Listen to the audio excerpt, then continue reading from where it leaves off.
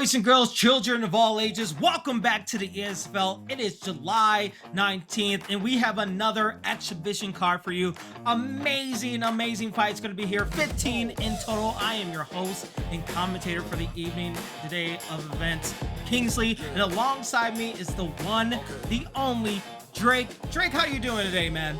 Doing good, Kingsley. I'm really excited for this card. We've got some super sick fights, and really thankful to be back here on the ESFL stage again.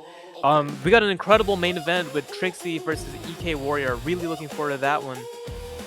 Yeah, absolutely. Let's take a look at the fight card right now, because, like, as you said, EK Warrior versus Trickzzy. Trickzzy is trying to find his way back. Had a tough run of events in the last exhibition cards. Can he finally get that elusive main event win? We will have to find out. And then our co-main event, Warlight versus Treehouse. Both tough, edged competitors are ready to make themselves known. And then just looking around the card, you have people like Sniper Phenom, had an amazing debut, working their way back. Bone doing work. It's in a bit of the card. So many high-level names in this card, and it's only going to be bigger from here. Drake, what are you looking forward to the most? Are you looking for some surprises? Or are you looking for the top dog to stay the top dog? Like you mentioned, a lot of familiar faces on the card, but we also have a lot of debuts. We have a lot of guys making their ESFL debuts, and we know the ESFL is where the best competitors in the world compete. So I'm really looking forward to seeing how these new guys do on this ESFL stage. But of course, we got familiar faces like Jody, BJJ, Wooly Genius making another appearance, Kyrian Crow, a lot of familiar faces. Yeah, absolutely. A lot of familiar faces and a lot of the best rules, because we still are trying to hammer down these rules for the regular season, as we're still haven't found ourselves a little bit banned. So that's going to be the official rules for now. But let's get started with our official fight card, because our first fight is ready to go. It is going to be EK Suspect going against Jody, BJJ, live on Twitch and on YouTube. Drake, on these competitors, what do you have for the information of these guys? So EK Suspect, former ESFL Xbox champion.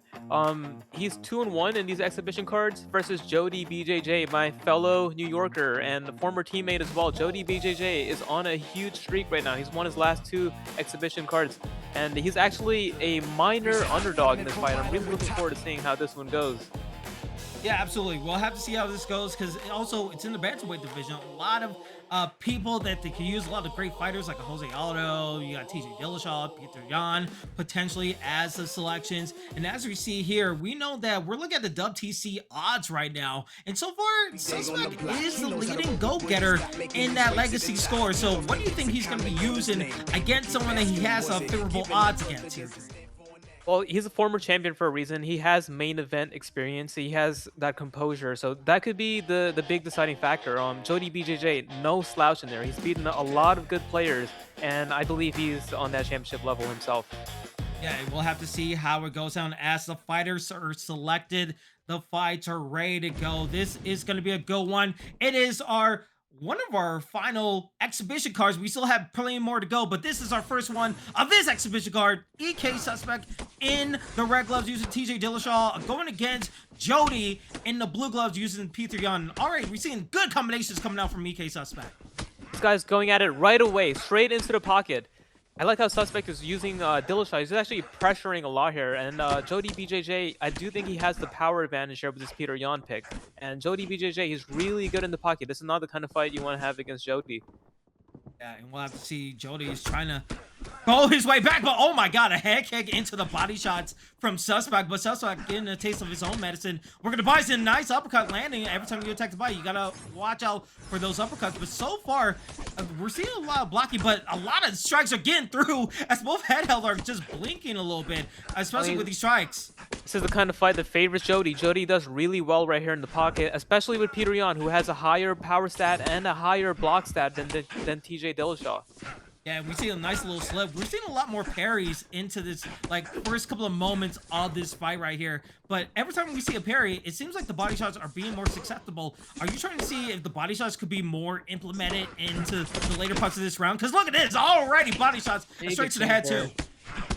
Yeah, the thing with the parries is that you could try to bait it out with a feint and then hit the body at the end, or then coming back up top. But that parry could get you in trouble sometimes. You could get flashed. We've seen some weird tracking happen on this game.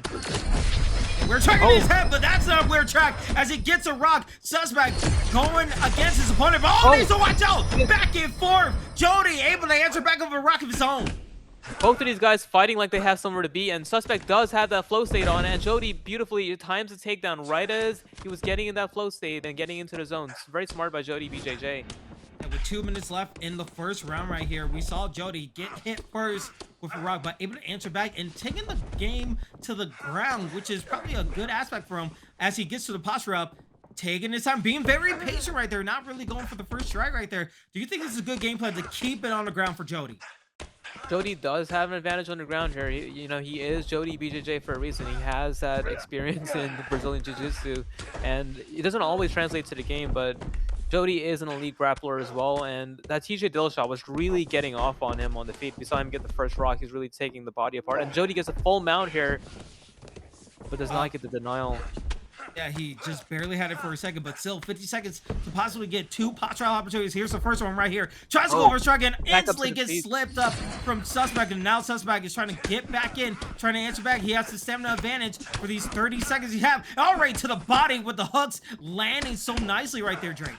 This is a crazy pace for a fight here. Both of these guys fighting like they have somewhere to be on. Oh, Jody drops him! That is huge with 15 seconds. Able to get a knockdown right there. Jody still answering back. Suspect needs to find a way to get back in, but he's just going to let the round end. And you have to say here, Drake, that Suspect had the first part of that round, but then the second half, all Jody. I'll tell you what, man. Suspect is a very dangerous game plan using TJ Dillashaw and just trying to walk a Peter Yan down and stay in the pocket, because Yan does have the better boxing combinations. As you see there, lead hook straight sits him down, and he does have the faster hands as well. So very risky move from Suspect, who's trying to overwhelm Jody BJJ, but Jody's showing really good composure here, was able to just find those shots and sit down that TJ Dillashaw. Now, do you expect Suspect to go more towards the body? We saw him go to the body and had a lot of success, but those uppercuts that he got landed on kind of dissuade him from going more to the body shots. Do you expect him to start off in the second round and go for more body? I think Suspect's trying to overwhelm him with the pressure, and he does have a minor stamina lead, and we're going to have to see. I mean, Suspect, he has a lot of confidence as he lands a big front kick in his going forward. What a great front kick, able to change, trying to parry, gets a nice body shots, but a nice left hook coming from Jody. Jody, every time we see Suspect land something, Jody has an answer for every single strike so far. So, like, it's been a roller coaster shot as we see another roller coaster, takes another valley as Suspect gets a knockdown of his own in the second round, able to answer back. Like I mentioned, very risky game plan, but Suspect has so much confidence in his pressure and going forward. He knows that he's going to eventually find that shot, or he's going to have Jody make a mistake. That's what we're seeing here. And Jody forced to shoot here. Very uncharacteristic of him, especially in this kind of fight. Yeah, and we'll have to see what can Suspect do. He was able to land a front kick that changed a little bit. Oh, but when the body shots land, you got to watch out for the head. That's a nice left and a right hook landing for Jody. Jody being a little bit of a counter puncher, and it works to his benefit. Able to get the knockdown, trying to bring his opponent back to the cage right here. Put him in a clinching position, trying to see if he can bring him down here, Drake. And there was a recent update with the game where they changed the flow state visual. So I didn't even realize, but Suspect activated his flow state, and that's why Jody shot that double leg bail there, which is very, very clever. Now Jody looking to just ride out this round here. He knows he has the first round in the bag, and he takes full mount here. Let's see what he can do on top. Plenty of time, not less than 1 minute. He has like nearly half of the round to do some damage right here. He was able to not get a single strike in the posture up in the first round because of a slip, but now let's see if he's able to find his opportunity right here. But no, he has to stand out. I mean, who could blame him? He was able to get 2 knockdowns, and now he's standing back up to a stand-up game. Does have the head held pretty low on TJ Dillashaw, and like I mentioned, just one counter punch from Yan could really set Dillashaw down, but he is at a stamina disadvantage, and like I mentioned, Suspect is so confident that he's going to land that shot. It's very intimidating when someone is just walking you down with no fear, but he has to be careful. Oh, as Jody lands a big lead uppercut. Yeah, he lands it very nicely, but right now the combinations of range from Jody is looking really nicely as he's still trying to play a little bit more of a counterpuncher, trying to wait for that one shot as he gets that shot into the half guard, his third takedown in the fight. Beautiful single leg from Jody, really mixing it up really well here, and that's what you have to do when someone's pressuring you. You have to do something to disrupt that rhythm, whether it's shoot a takedown, shoot a double leg bail, clinch them up a little bit, something to take them out of that rhythm. Yeah, and we'll see if the rhythm could work for both competitors as the posture up gets reversed by Suspect. Now his opportunity able to get denied right there. Stamina is fairly low for both competitors, but Jody on the back side of it with 25 seconds left in the second round. It goes topsy-turvy as we see another reversal from Jody. Can he find a posture up opportunity? But it seems like he's very much comfortable just staying in this position and just popping shots right here. Very chaotic fight. I'm really surprised we're getting into the third round here, considering how fast of a pace these guys started. And I think Jody might be up 2 rounds. He did get a knockdown at the end of round 1 and round 2 as well. So I think that's why Jody was content with just, just getting those takedowns and laying on top. And just Dillashaw did get a knockdown in that round. So I don't know how that round is being judged. That could be a 10-10 round, or I would like to see the stats. Yeah, God, if we get a 10-10 round again, that would be crazy. But as you said, both guys got a knockdown in that second round. But I think the stun also helped out Jody in that situation. He was able to get a stun and a knockdown, even though it was just the slightest decision. We'll have to see in this third round. Suspect could be going for the kitchen sink and try to throw it away against his opponent, because the third and final round of our first fight is right here. Can Suspect able to get the finish, or will Jody continue his knockdown dominance? We'll have to find out. Already the body shots are coming in for both competitors, and just one simple left hook already rocked Suspect, and now Suspect on the back foot, and we see Jody, almost a slip right there, not able to capitalize. But so far you have to be very precautious right here. It's the second time Jody's landed that block counter from when Suspect goes to the body twice. Jody's got to read there on his timing. Yeah, you have to see if the read's gonna work. A head kick missing, and a nice slip. Good defensive ability from Jody. Front kick lands again. The second time was just so nice, and now the body shots and the knockdown. Suspect able to change his fight on its head, able to get everything he wants, even though a leg kick pops out from Jody. Jody is now on the defensive side. Oh, just miss.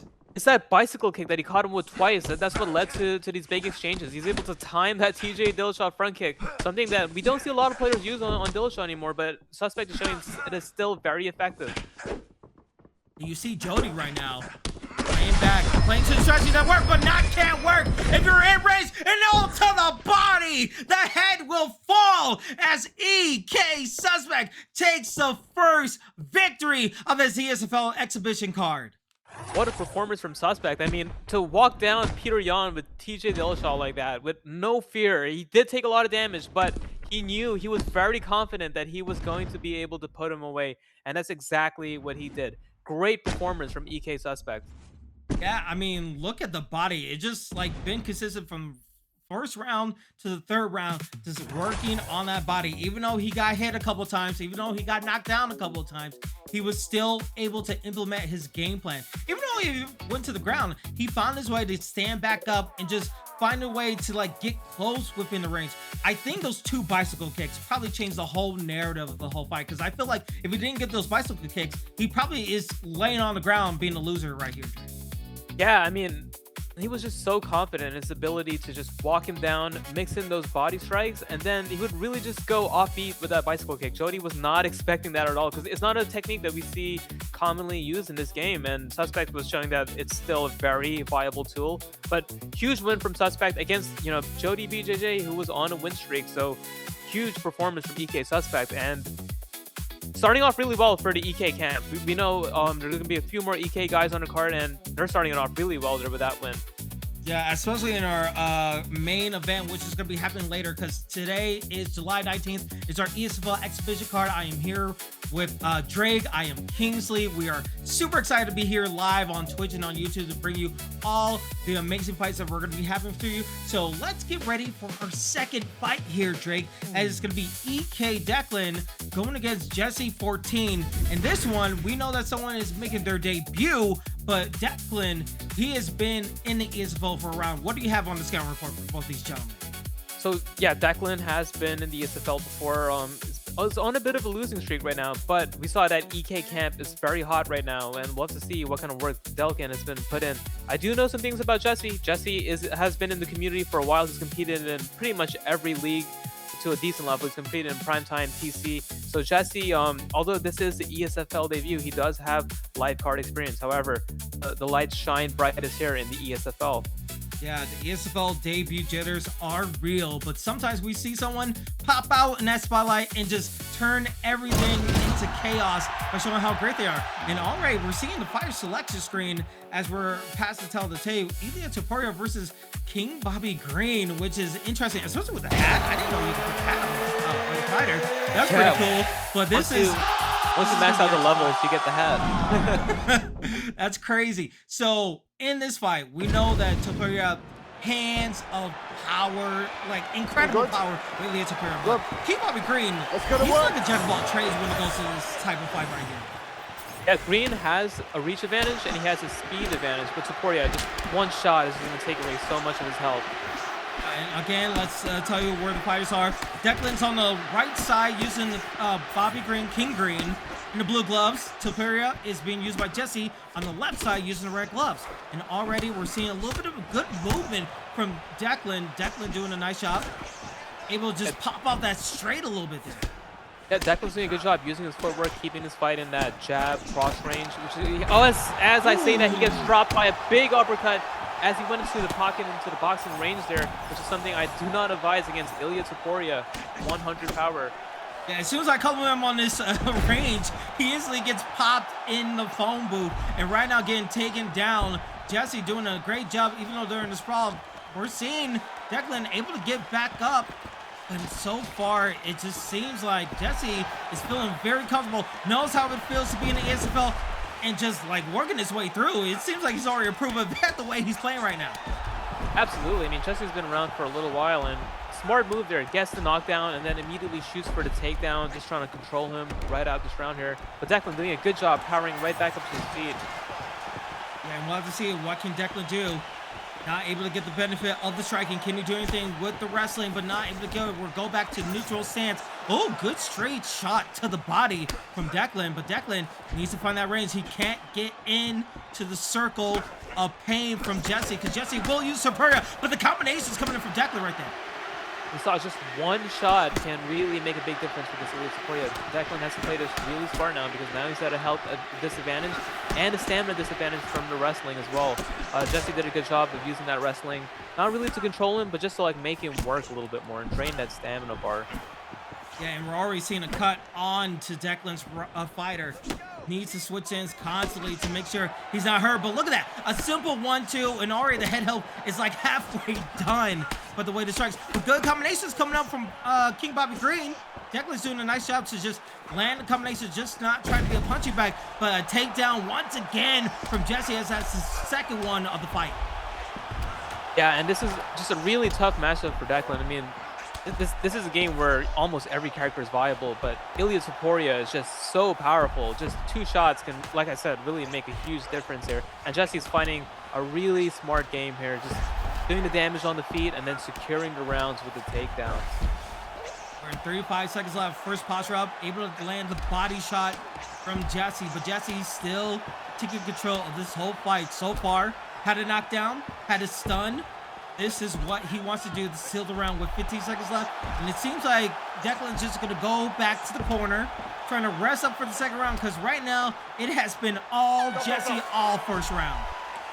Yeah, huge round from Jesse. I mean, he's fighting like this is, you know, his fourth, fifth fight in the ESFL. I mean, just using a beautiful game plan, just hurting him on the feet and then securing the rounds with those takedowns. Declan, he's in a huge deficit going into this second round. He's at a stamina deficit and a head health deficit. I'm interested in seeing what kind of adjustments he makes there. And you see that Declan is not even trying to touch gloves. He's like, you know, I'm just here to fight. I want to put on a show for people. And right now he's landing some combinations, but in the body shots, needs to land a little bit more. Jesse able to land. Look at that. All the combinations from Declan, and Jesse just hits a nice little straight while the stamina was low and able to rock his opponent once again. But the combinations come back from Declan. Declan's still not slouching either. He's still hitting the strike, trying to land a head kick, not able to land fully as he's still trying to trade in the pocket. Declan there, he looks like he's just kind of like letting it go now. Now he's like, you know what, I'm already at a disadvantage. I'm just going to start throwing. And he's actually having some success with that. Landed a big cross upstairs, the nice takedown there. Already we're seeing just good combinations from both fighters, but Jesse, he knows he has that power. He has that one-stop power that he can use to just bring down his opponent, but now he needs to watch out for the blocking gauge. These jabs are working nicely for Declan now. If he can get that block gauge low, he might open up his opponent for much more pain. Good denial there from the takedown. Yeah, as we saw, like Declan was opening up, is having success, and then Taporia just throws the three-piece and then wins the exchange, gets a rock. Really tough matchup here, and these takedown mix-ups are not making it any easier either, because you're not sure if you should be blocking low to defend the takedowns or blocking high to defend the power of Elite Taporia. So Jesse's doing a really good job just making this really challenging for Declan. Yeah, along with challenging him, he's making him think a lot more, using a little bit more brain power, because not only that he has like the cut on his head that he needs to watch out for, but just going for the body, going for the kicks, going for everything he wants. He's just giving him a lot of things that his opponent needs to watch out for. Now this is opportunity for Declan, but doesn't take advantage of it. He didn't want to use the backside. He wanted to keep it standing up. But now the takedown, his fourth takedown for Jesse as he goes into side control. I mean, how deflating is that when you're trying to implement your game plan, but now you're just getting destroyed on the ground game and in the stand-up? Oh yeah, it's absolutely demoralizing. I mean, he's getting rocked on the feet and then taken down almost at will here. And Jesse's going for a rear naked choke here. Let's see if he can sink this in. It's a fake right there. Oh, he almost had that. If he had gotten that denial there, he would have been able to lock in a really devastating rear naked choke, but he advances to full mount anyways. Let's see what kind of damage he can do here. Full mount with less than a minute to go. Able to pop some shots onto the face of Declan. Declan is still in a little bit of trouble. That stamina is fairly low. Somewhat even, but 40 seconds. He has time for another post round opportunity, but now in the half guard. We see Declan trying to answer back. Oh, but a good submission attempt to a dark choke right here. Could this be the moment? He's able to get it. That bar is super low right there. Wow, what a slip counter there from Jesse. And he's going for a second dark choke or Kimura. This could be it here. Let's see if he can sink this in.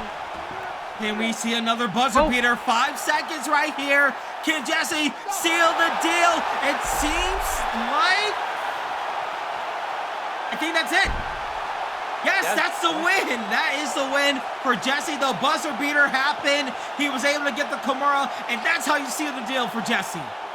Jesse looked phenomenal in that fight, just mixing in the striking, the wrestling. It was really tough fight for Declan, but man, Jesse left no stones unturned there. And to get a Kimura finish in the ESFL, that's a pretty rare submission to pull off. Yeah, and it seems like we have like some salty grapes in the chat a little bit. You know what? It's you kind of understand it though, right? Because even though you try to keep it standing up, you got knocked down, you got rocked, and then you're getting constantly taken down, constantly.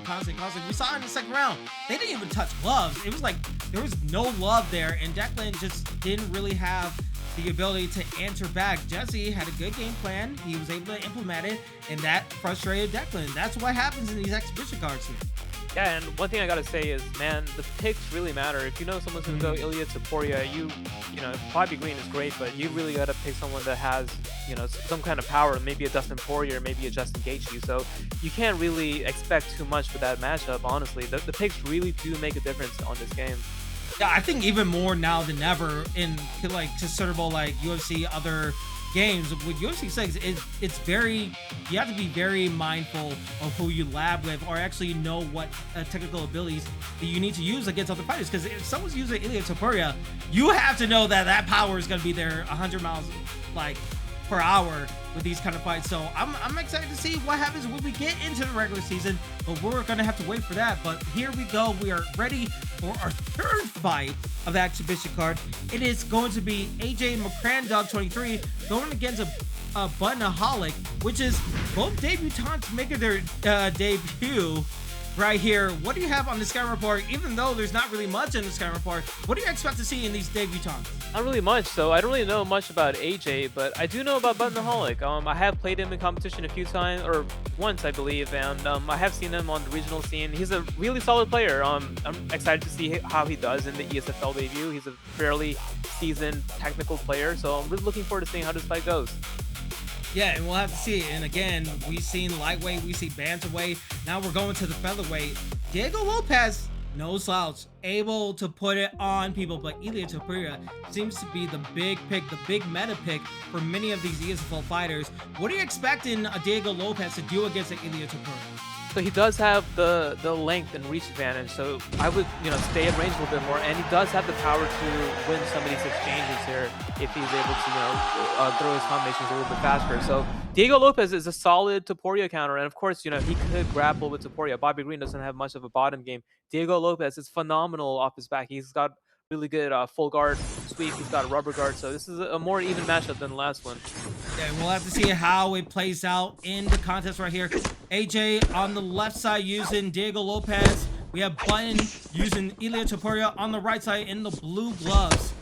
Oh, good head kick so far from Ilya. Button doing a nice job to just answer some of the hits against his opponent. But now here we go. Both guys staying in the center of the octagon. Do you think this is a good strategy for both competitors in this situation? Well, we're seeing that Diego Lopez had health diminished pretty quickly from just, singular punches from Ilia Topuria, so I'm not sure how good of a strategy. And there's another head kick here. Buttonholic is starting off really fast, doing a lot of good damage to the head health of this Diego Lopez early on. Yeah, and you're seeing the bailouts from some of these strikes for both competitors, especially from AJ. We see the body shots coming in, and it seems like the range is not fully there. Do you think it's a little bit of nerves when he's not committing to shots, or do you think it just needs to be a little bit like he's trying to bait something out? Yeah, it could definitely be nerves. I know sometimes, when I'm nervous for a fight, I'll just throw stuff out and we'll kind of whiff. This is a debut for both guys, so we gotta wonder how much those are. As he gets a beautiful block counter there, he's able to really capitalize off of that block with a combination, something you don't see often.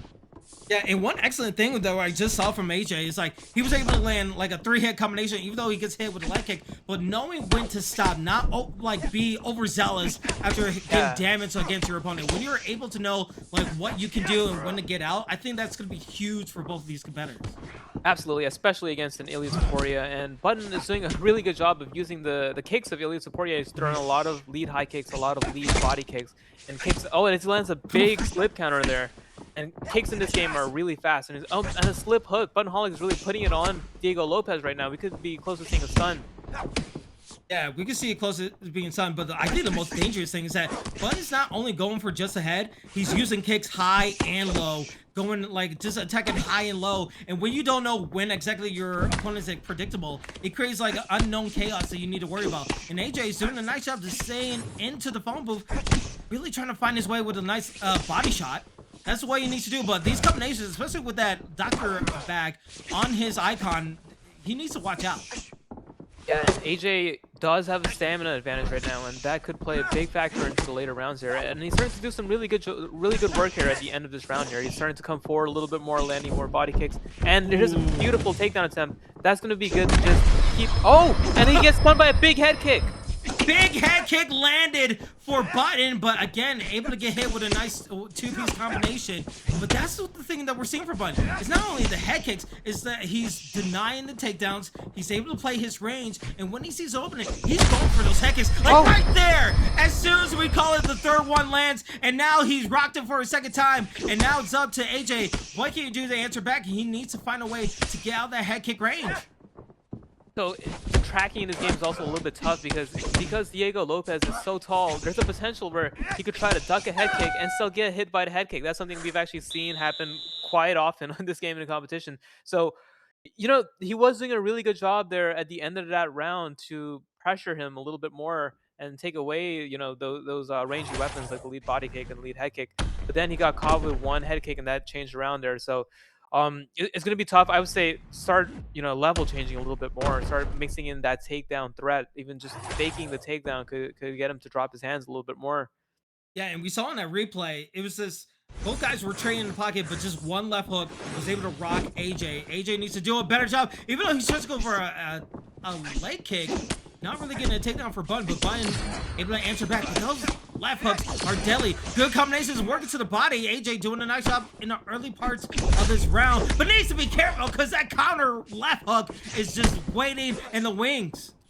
Yeah, and Button is just doing a really good job of finding these counters right now. He's really looking good, mixing in kicks, hands, slip counters, and he's got that flow state meter ready too. So it could be really big problems for AJ here soon.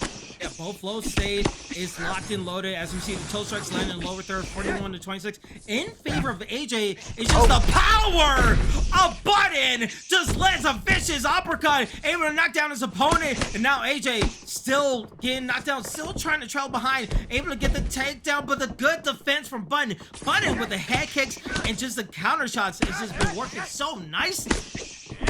Buttonholic looks really on point here. Like I mentioned, I believe he's the more seasoned of the two competitors. He has a lot more experience in competition.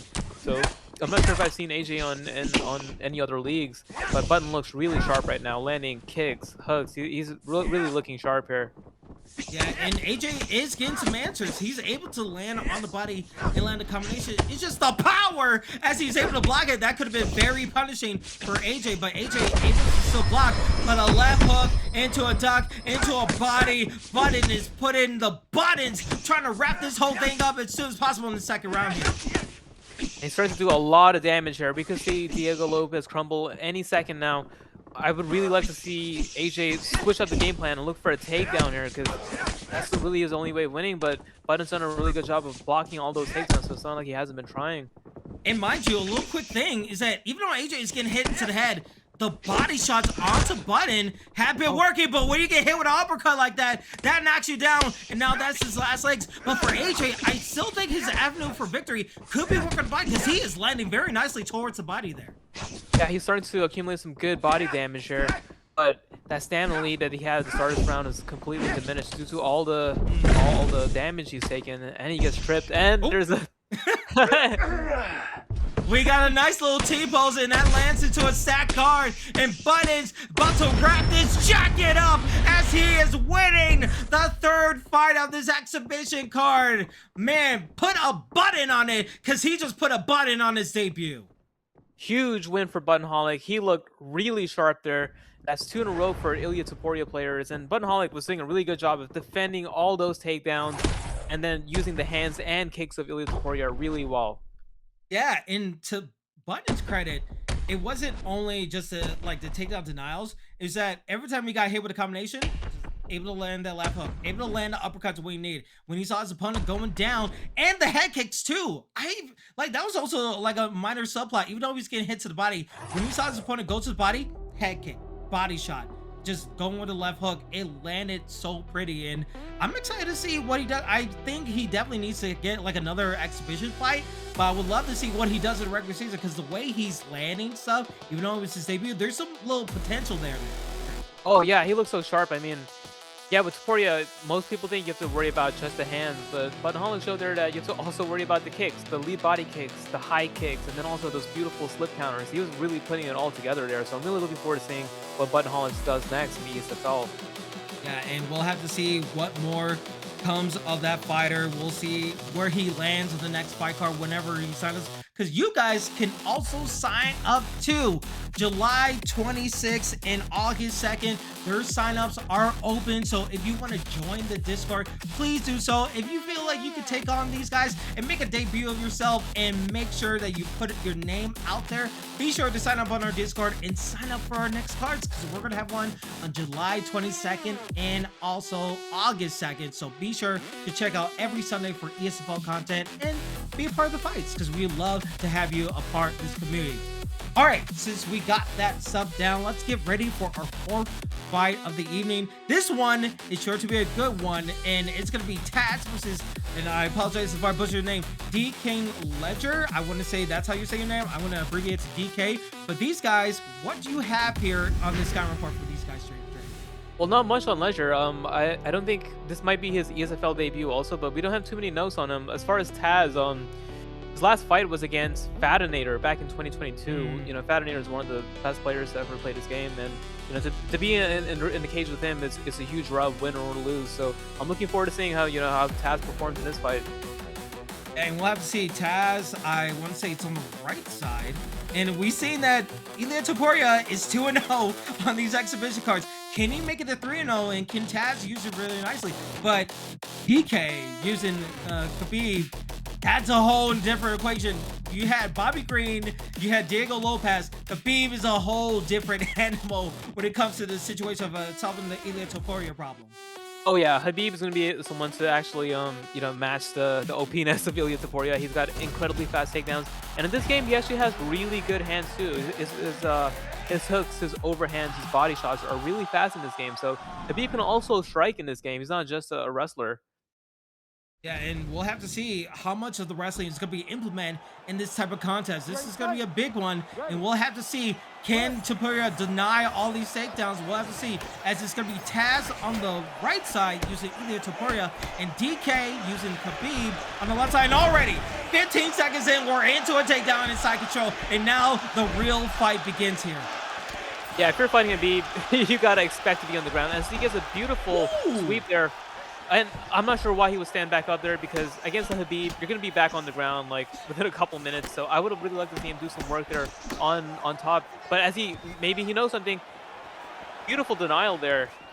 Yeah, a great denial, but it's also, you got to think, like, for Taz, it's got to be the confidence, right? You're able to strike with him, you're able to get taken down, but you're able to get up really nicely. And all these combinations are landing onto DK. DK needs to protect himself at all times, because right now, he's getting pieced up, even though his takedowns wasn't really the takedowns had to be his game plan, but now he has to use his striking. As he goes for a third takedown, and he's able to land it. And that's what I mean there. I mean, he was able to do a lot of damage on the feet there, getting a big stun and possibly close to putting him out. But as I mentioned, this fight is going to eventually end up on the ground. But he has so much confidence in Ilya Topuria and the power when he's pressuring forward it. He doesn't really care. He doesn't really care, but with 3 minutes ago, how much time do you let be on the ground? Because he was able to get back up, and he gets back up right there. Now it's up to Taz. He knows the takedowns are going to be coming. He knows that his opponent is going to watch out for it. And now the slips away from DK. DK's doing a good job trying to land back in. And that's no, he gets denied. Taz doing a great job denying these takedowns. Beautiful denial from Taz. Taz looks really sharp right now, denying takedowns, using really good jiu-jitsu to get back up to his feet, and then just putting the hands on Khabib here. Another beautiful denial. And now this is where DK, do you keep doing the takedowns, or do you try to go more striking? Because the clinch, that's a good variation of the game plan right there, but needs to watch out when he's in that pocket, trying to land that left hook, but not really getting much. He still get damage. Nice 1-2 from DK, but needs to do more. Trying to go for overhand. Good parry from Taz right there.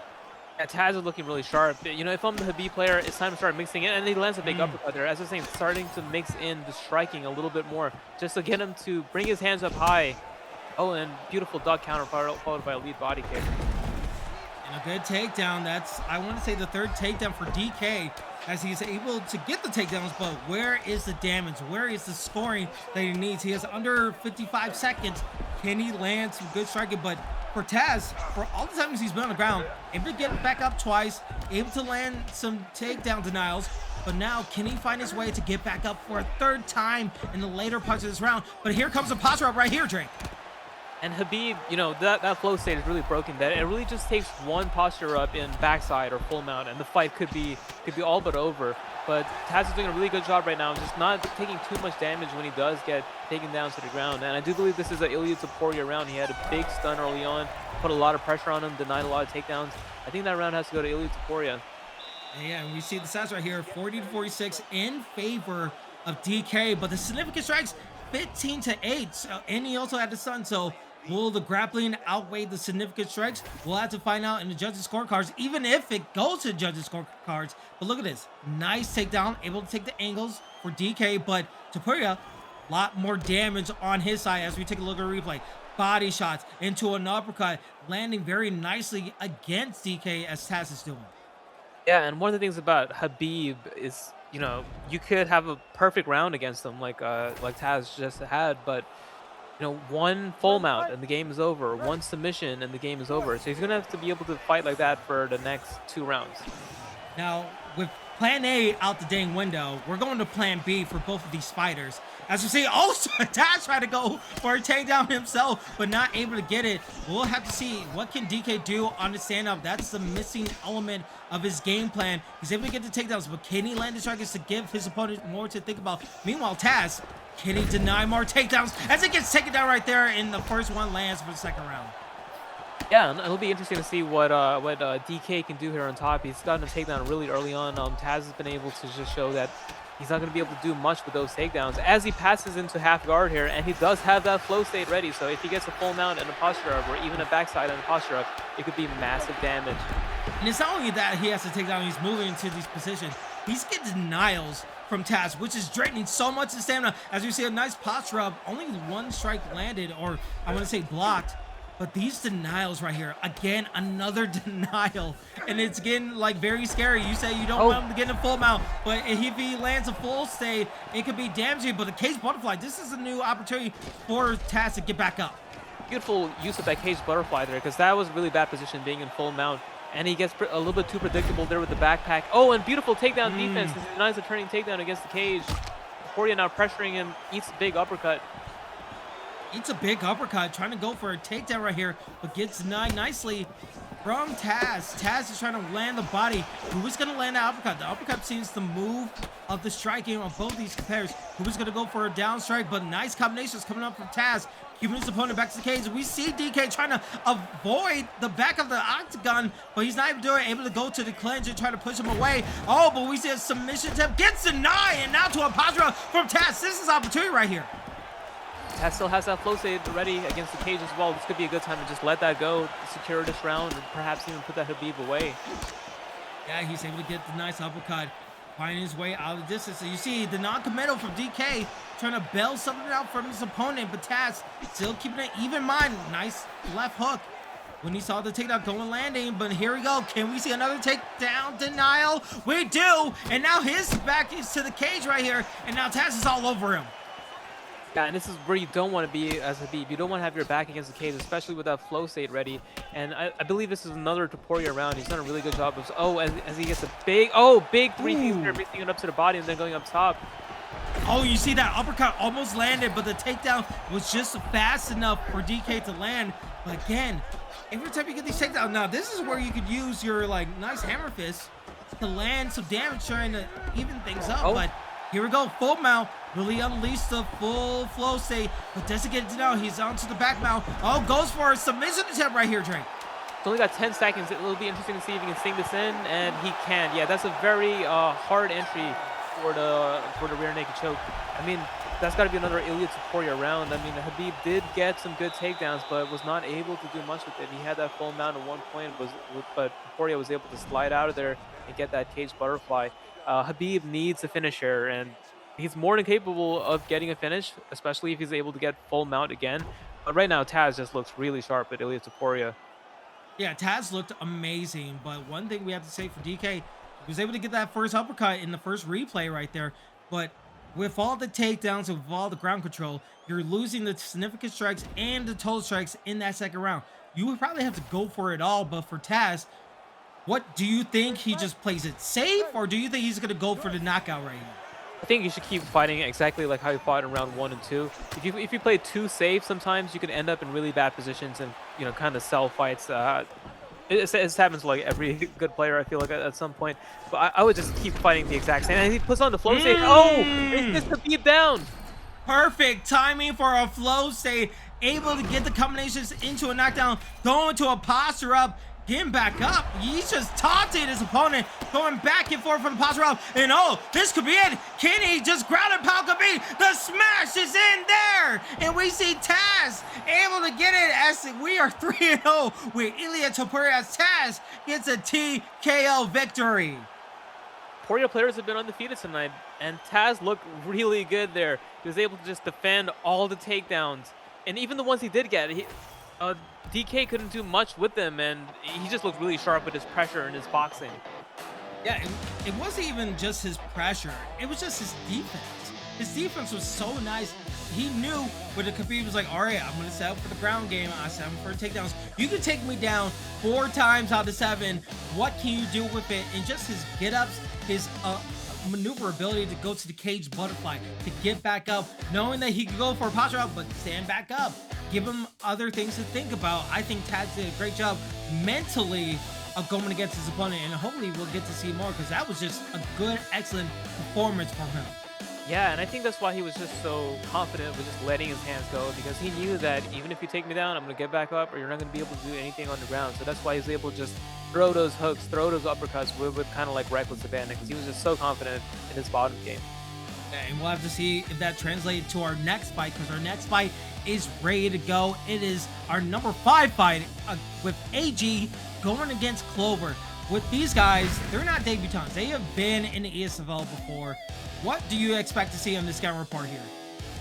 All right, so yeah, Clover's last fight was against Zayaf, who's a legend. He's fought a lot of other good players as well, as such as EK Capelot, and yeah, AG he's coming off of a few losses. He lost his last exhibition fight against Clover, so this is sort of a pick and fight. Both guys are just fighting to get back in that win column here. Yeah, and we see the legacy score given us by WTC. AG 371, Clover 391, and it's a pick'em fight in a prediction score right there. I want to see with the fighter selection screen here, what do you expect for both these guys? Because Alexandre Pantoja, amazing. Kai Ascara, also amazing. But these fighters are going to have to dictate the pace of this type of fight. Yeah, so this is a really interesting matchup here. Like I said, both guys, coming off of losses, so both guys are going to be really fired up to get that win and get back in that win column here. And we're seeing a Pantoja versus Kai Sakura here, and Pantoja is going to have a massive advantage here in the health stats and in the grappling as well. As you saw in your real life fight, Pantoja was able to submit him in a round with that rear naked choke. But Asakura, he does have a lot of reach. He's got really good teeth, really good knees. He's going to have to play that back foot range game as he lands a big three-piece there. Yeah, he is landing very nicely. We see AG doing a great job. Oh, but getting pieced up himself. We see Clover able to answer back. But right now, here comes the body shots. Range, but when you get into that range, you leave yourself open. That's a nice uppercut landing. We're going to a real fast pace right here. It's been non-stop with the striking, but they can do that with the flyweights. You get a lot more stamina. You get a lot more punches landing. But a nice takedown from AG. And that's where I mentioned Pantoja has the grappling advantage. He has so much better transitions, a lot better ground and pound, a lot more submissions, and he gets a full mount right away. Let's see what we can do here. And Asakura is able to escape, but we saw Asakura was doing a lot of good work on the feet. Oh, that's a really telegraphed transition there. Oh, and he's going to go for that arm bar. I'm not sure if he can complete this here. He has a stamina deficit. Asakura could slide out of this. He goes for a fake that drains his stamina even further. He has plenty of time too. It's just been a constant battle and submission right here. Can he find a way to get the arm bar? But so far his stamina's getting low. He's still working on the hands. Arm bar trying to land. He's able to get it, and 2/3 of submission bar for Clover is already done. He needs to find a way to get out. There's no way we're gonna have a first round submission right here, are we? That was a really slick submission from Pantoja. He was actually in a stamina deficit there going into that sub-attempt, and I think that Asakura player kind of just panicked there. Was able to give up that arm bar, which is huge because that's going to secure the round here for Pantoja. And with that will also come a lot of damage to the block gauge as well. Now, if you're Clover with like 150 left in this first round, would you try to get back up? But he's not going to get a chance to get back up. As AJ says, I'm not here for a long time. I am here for my time, as he is still fighting the hands. The stamina is low for Clover. Clover in massive trouble. The armbar is nearly there. The submission is locked in. AJ gets the submission victory in crazy time in the first round. Big win from AG, and this is sort of how the fight between Sakura and Pantoja went in real life. Kai was doing some good work on the feet, landing knees, landing uppercuts, and then Pantoja, as soon as he wanted to, was able to level change, get a takedown, get full mount, get an arm bar, and just showing a big difference in the grappling levels. Now, as a casual like me, I avoid the submission game as much as possible because like sometimes I don't understand it. Tell me how technical that fight was between both competitors, because we see AG going for that submission offensive, but he didn't automatically go for that submission. He did a lot of work to get the. How did he get to that point? He did a lot of mind games there. Actually, it was actually quite crafty from AG. He had that arm bar, but he was in a stamina deficit, and he did a lot of fakes, and then eventually he did a real one, which caught Clover off guard, and he didn't expect that, and he was able to secure that arm bar. And then once he was able to get that full guard arm bar, sort of panicked there, didn't know what to do, got denied a few times, and really crafty stuff there from AG to get that submission victory in the first round. Yeah, and for Clover, for his side, I know it's not the most spectacular way you want to be in this exhibition card, but he did fight a lot in that submission attempt. He was trying to find his way back in. He was able to get some good combinations. It's just like when you're in that submission defense and your opponent is playing all those mind games, how the flame can that be? What can you work on in the lab to just be prepared for more moments like that?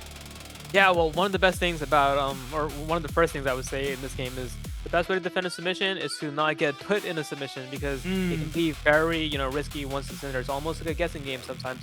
Arm bars are a little bit easier to defend than arm triangles, but just know what those denials are. Just do not get put in a submission, especially when you are at such a big grappling disadvantage against a Pantoja like that. Yeah, and we'll have to see. That's some like knowledge that you guys could take at home. If you want to lab that stuff, you want to not be Clover, and you want to be like AG, definitely lab it out because that is very important. That separates you from the good to the great. So you definitely want to take notes on that as well. And I appreciate you, Drake, for giving your analysis on that because we are ready for our next fight. And this one is also going to be a big one because it's going to be Cerberus going against Bone doing work. We know a lot about Bone doing work, but what can you tell me about both competitors, starting with Cerberus? Yeah, really looking forward to this fight. Cerberus, he's on a 3-fight win streak in the ESFL. I mean, he's done a lot of good work here, and his last 2 wins in the ESFL, I believe, were with Bilal Muhammad. I believe he's the best Bilal Muhammad player in the comp scene right now, and he's going up against Bones doing work. He had a really tough fight against NM Mikey last time. Mikey's a really gamed opponent, though, one of the best strikers in the world, I believe. So Bone is going to look to bounce back from that loss and get himself back in the win column. Yeah, and we'll have to see Islam Makhachev versus Leon Edwards. Both these guys are going to put in so much fireworks into this contest. Will we see more of a ground game or will we keep it striking? That is the answer that we're going to get very soon, as it's our 6th fight of the contest. Our co-main and main event are still coming up, guys, so you definitely want to check out that as soon as possible. But right now we have Bone doing work on the right side using Islam Makhachev going against Cerberus on the left side in the red gloves using Leon Edwards. And already different camera angle. I kind of like it. You get to see the atmosphere. You get to see the head kicks pop in a little bit. But right now, Bone doing work loves to fight in the phone booth, loves to get close to his opponent. Meanwhile, Leon Edwards, we know that he has a head kick. Cerberus is going to use the kickboxing as much as possible. What can you see him using the body shots, especially the just the kicks in general, to just gain more Oh, respect against his opponent? that was a big head kick counter there, and he didn't get any damage as he gets taken down there. But yeah, Cerberus, like I mentioned before, he's mostly known for his grappling, but his striking has gotten really good lately. And he's gotten top position here with Islam Makhachev. Let's see what he can do. And as he chooses to stand back up there, I'm not sure if he's too confident in his ground game there, but Cerberus looks really sharp here with those leg kicks early on.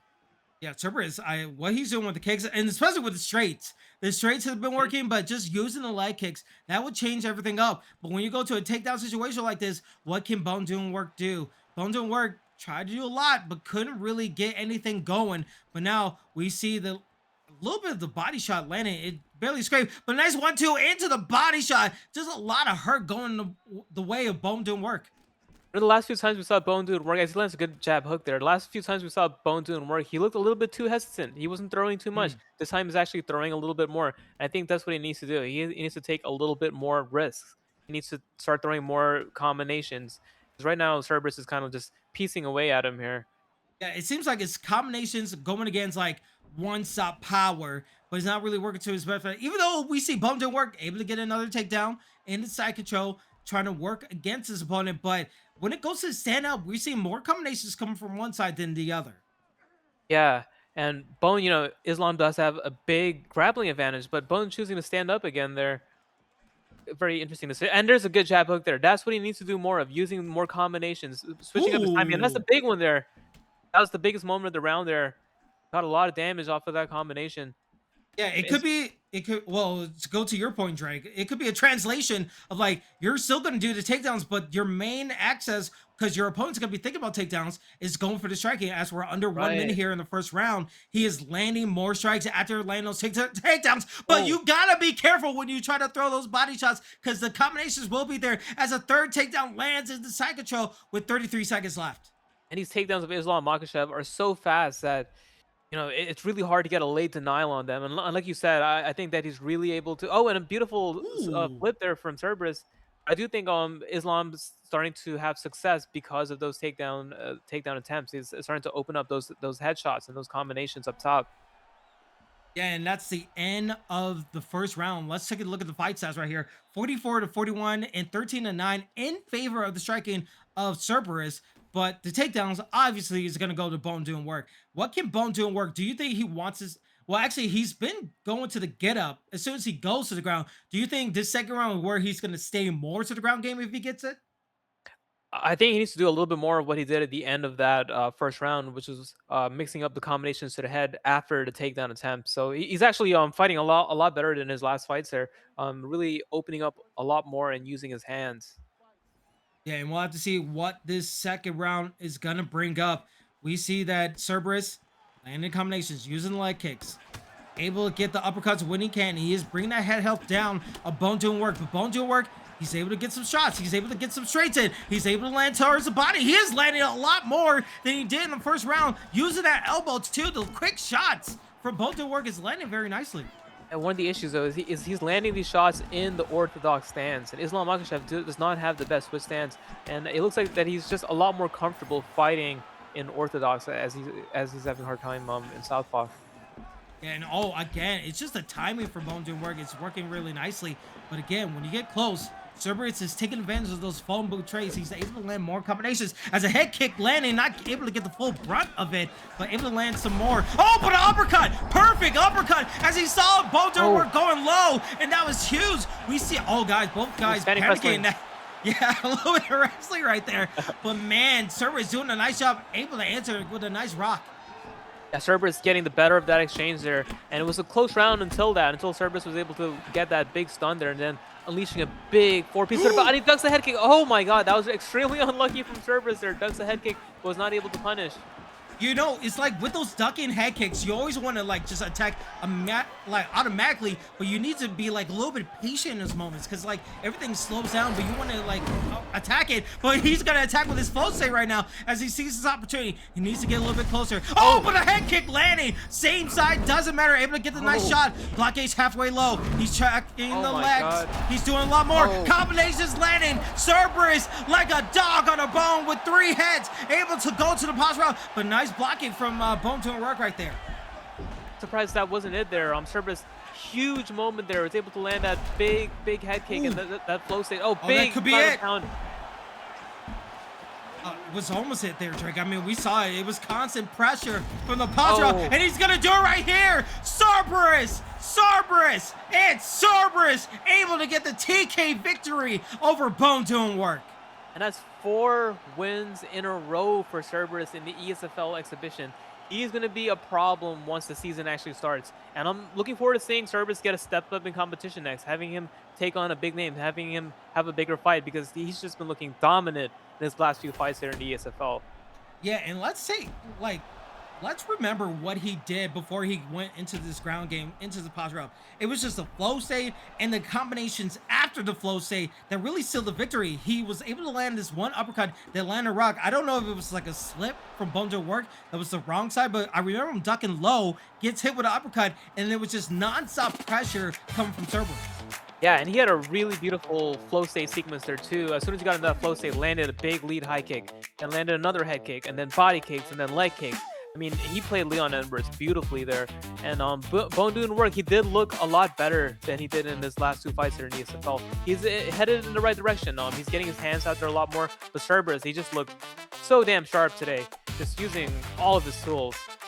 Yeah, and you kind of have to do that. When you pick the right fighter and you lab it and you find a way to get it going, you're able to win that very nicely.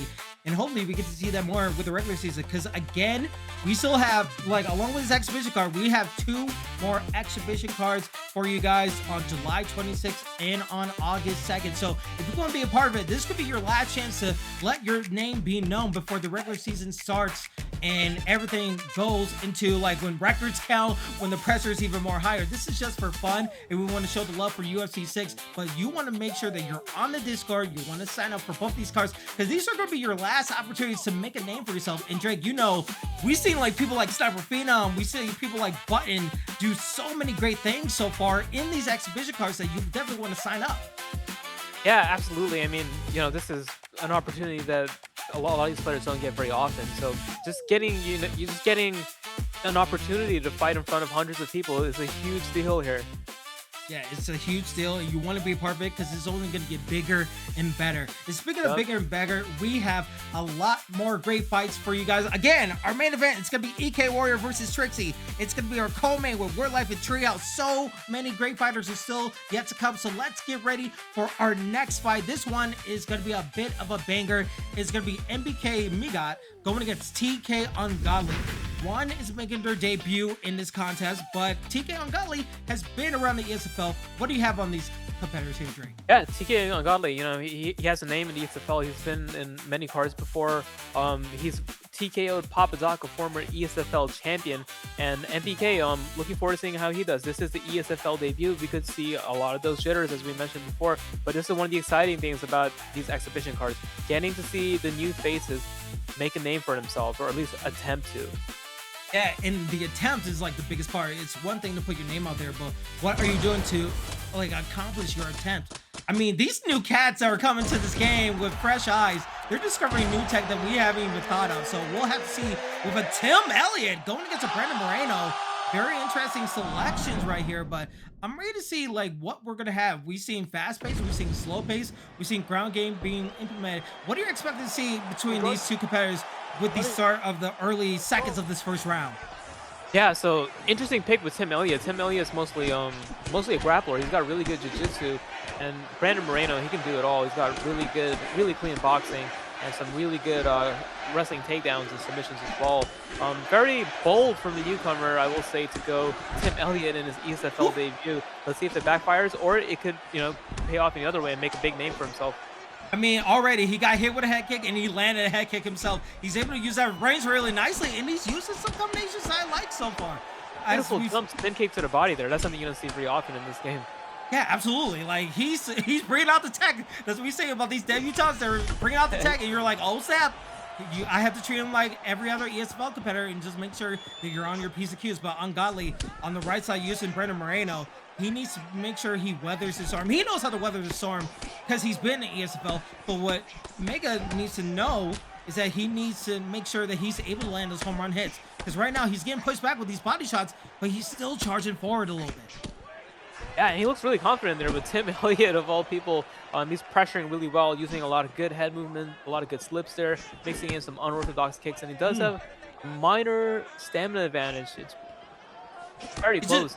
It's just so slightly, like to the naked eye, you can say like, oh, it looks the same, but it's just so slightly that the stamina advantage is going one side. But look at the combinations from Ungodly, able to land, get that block gauge fairly low, but you see the distance for MBK. MBK is just working his way back, not fully going to pressure, not trying to goad himself into the trades. He's just working his way back, but needs to watch out for the body shots. Yeah, like Brandon Moreno has a massive boxing advantage against Tim Elliott here. So when it comes to these pocket exchanges, he is going to have the advantage. So I'd like to see, oh, big head kick there, and to the body. What I'd like to see more is, and he's starting to do it, is Brandon Moreno to push forward a little bit more and enter these boxing exchanges.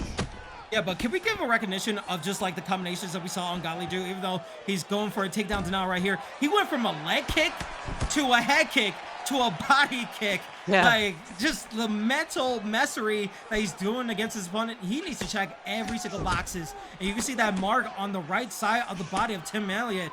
He needs to make sure that he's keeping that in check, because now the body shots are coming in and the combinations are going on hotly from Ungodly as he's working the body shots as well with 1 minute to go.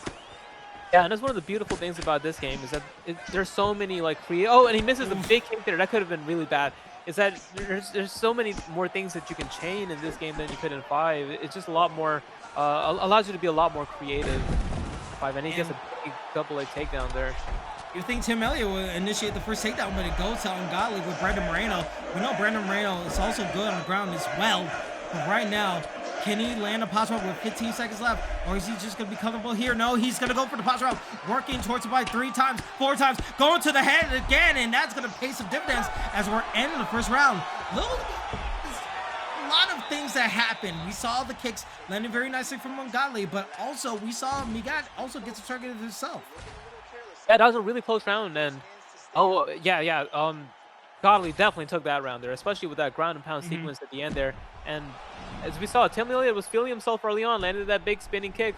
But let's see if he can keep it up here, because TK and Godley is really starting to build a lot of momentum here and starting to feel confident and starting to push forward a lot more. Now we saw Ungodly. He was able to get this takedown right here, and he was able to stay there for like a good minute or so.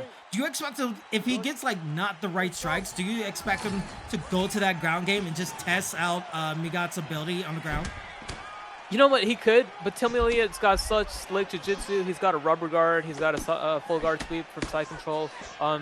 It could be very risky because, you know, he could be piecing him up when you're on the feet and then getting stuck in a rubber guard and getting submitted. So I would like to see him really save it for the end of the round. He lands a big combination there, really depleting the head health.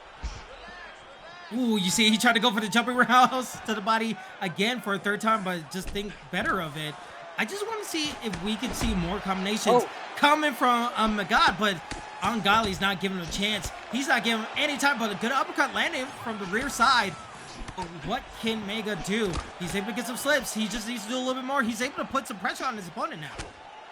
Yeah, TK now, he's really starting to see, really starting to walk through this Tim Elliott here, not really feeling much power coming back his way, and he's able to just walk him down now, take his shots, landing 1-2 high kicks, and he's just looking very free in there.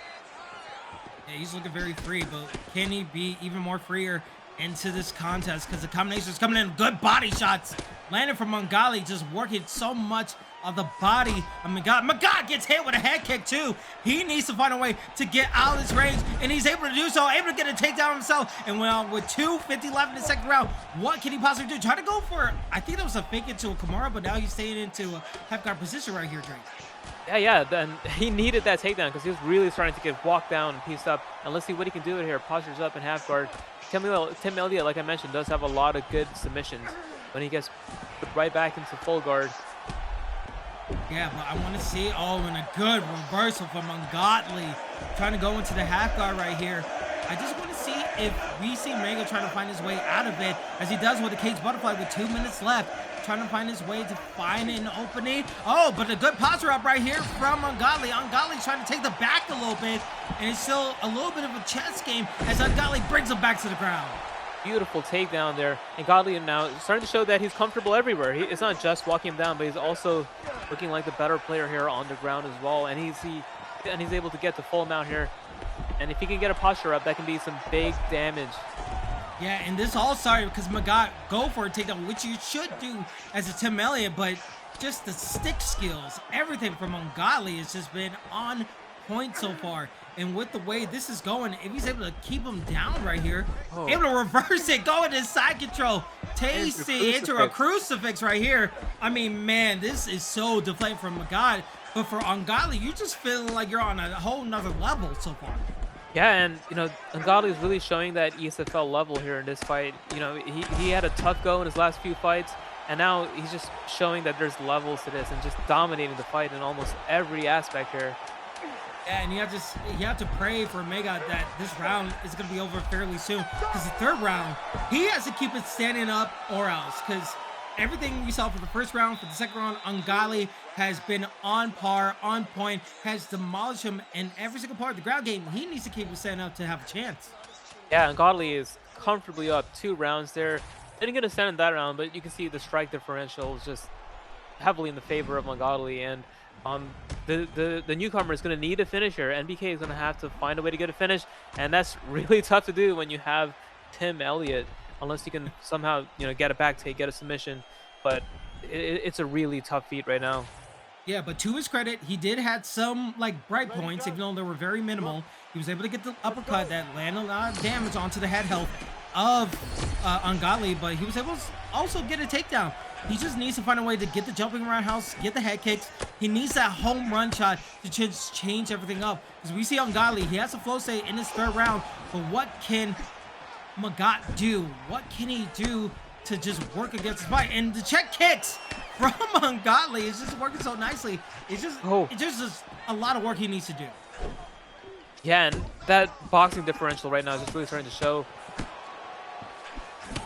Yeah, 42% of significant strikes for Ungodly. He is just piecing up everything. And now the block gauge, one simple jab just takes it all the way down. And now with all the stamina that Ungodly has, He just needs one solid combination. Look at that. The miss into the spinning roundhouse. Die by the sword, live by the sword. It doesn't matter because Ungodly is going to the well, and he's just working against his opponent to work everything down. And now a takedown, and now able to get the takedown, but how far can he stay there? Because wait, into a full mount right here, Drake. Yeah, this could be a big upset here. This is where Tim Elliott does his best work. He's got a full mount and he's doing a lot of head damage here. A lot of head damage. This is exactly what he needed here. Now, with this play of time, he has a lot of time. He has a stamina advantage. He just needs to deny just one transition, and maybe he has an opportunity. Maybe this is his chance. He was able to get a lot in that posture up, but oh, the denial. Oh, but a denial back with 2:30 left. This is his opportunity. He's probably down on the scorecards 2-0. What can he do for another posture up?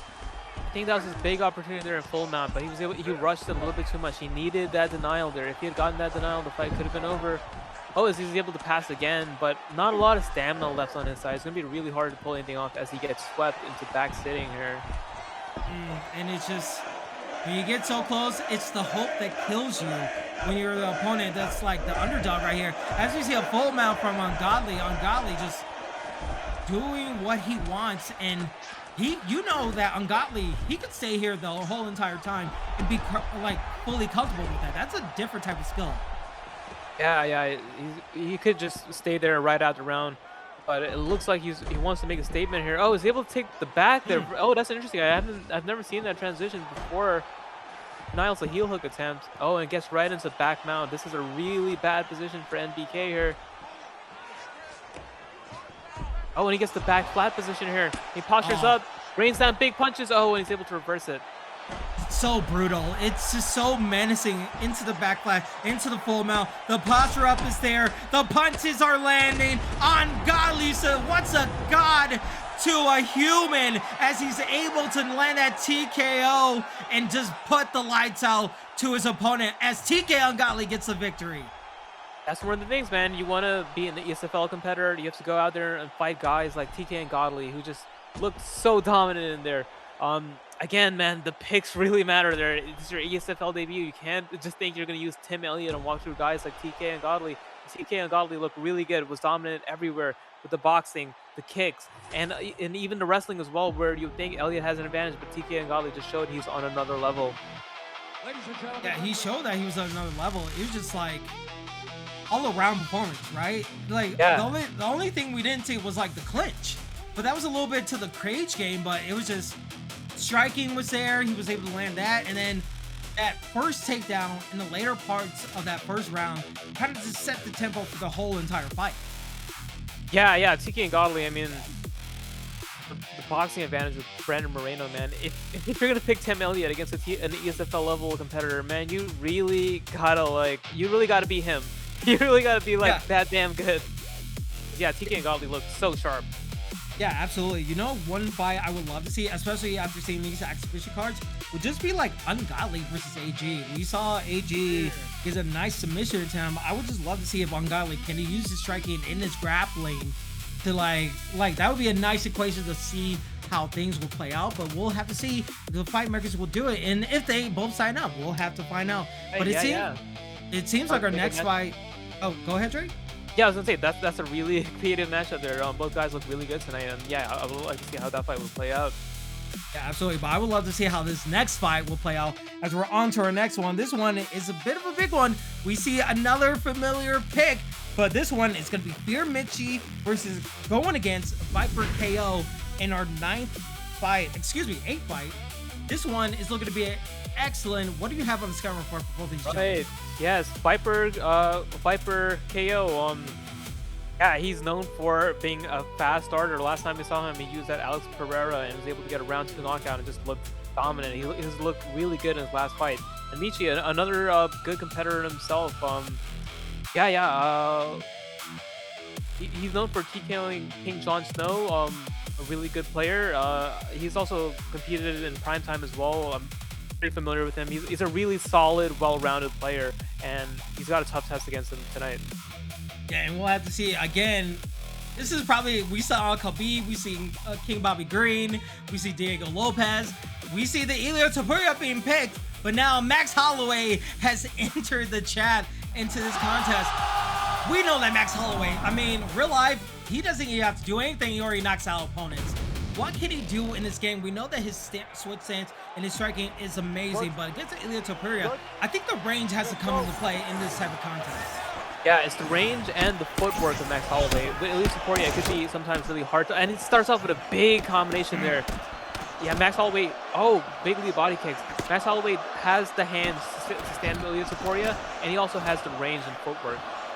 Yeah, and if we look at the WTC, we saw that Fearmitchy is 667 with his legacy score, while Viper is like 672. But the odds have it in favor of Viper KO of what he has done so far. He's known to go 100 miles per hour and able to knock down his opponents within less than a minute. But with Mitchy, he has a lot of work cut out for him, because right now it's just who can find that fumble, who's going to get the better trades, who's going to use more of their combinations, who is going to blink first. And right now we're seeing Mitchy is not afraid of the moment. Incredibly fast pace here, as you would expect from with a fight with both of these guys. And Viper does have a really good pick. Oh, I'm not sure who got rocked there. I think they may have both been like stunned for like a second there. That's a classic case of both of them. Both of them got rocked a little bit. But right now, we're seeing 1-2s landing Mitchy and Viper both going in. Head kicks missing, just whipped a little bit, not able to get the full technique of it. But already, did you see the block gauge of Mitchy? It doesn't even matter. He gets a knockdown right there. Body shots landing. Mitchy is going back into his opponent, and Viper KO's trying to answer. He's going to a flow state right now. What the hell? He's going in, able to get a knockdown right here. The second knockdown. Viper putting it on him early here. What a fight we're seeing. Oh my God, this is crazy. We're not even halfway through the first round right here. We might not even see the second round, but we see the answer from Viper KO. Viper KO able to answer back. He's trying to find his way back to the maneuver, but Mitchy able to use those jabs, able to use the count. Oh, but one slip away from Viper KO. Able to try to land overhand, not able to land it. 100 miles per hour, right hook, strikes deadly into the veins of Mitchy. Mitchy trying to find his way back in. He got hit with the float save, but now answering back. 1-2s, landing, trying to get closer against his opponent, but he can't avoid the strikes. Oh, but a simple straight counter from Viper KO able to land. Beautiful pull straight, and these guys are fighting at such a high pace here. What a fight. This is definitely our fight of the night so far. Yeah, we'll have to see. Can it live up to the temptation? Can it live up to the momentum? Head kick, not really getting it. The block gauge is slow for Mitchy Boy. It's already like 1/3 of the way down. Both guys get slumped! Oh my God, Viper KO out of nowhere. Able to get the rock, but able to get the punches. Can he end his opponent right here? He's going for the last shot, but he just survives with a sliver. 1:05 left here. Can't believe he survived that. I was just going to say that there's no way that these guys make it to the second round. And he might, but I don't know, man. These guys have taken so much damage early on here. Both guys have gone. Oh, there's a big head kick, and he's gonna look to put him out here. Knee on belly. Oh my God. Viper TKO. What a win. Head kick out of nowhere from Viper KO. He is striking deadly against his opponent. And for Mitchy, he had a chance. Both guys used their flow state, able to land combinations, but just one simple jab into a head kick just sealed the deal. It was whoever struck last and struck deadliest, and Viper KO did exactly that. That was such a sick fight. Both guys just going at it 100 miles per hour as soon as the fight started.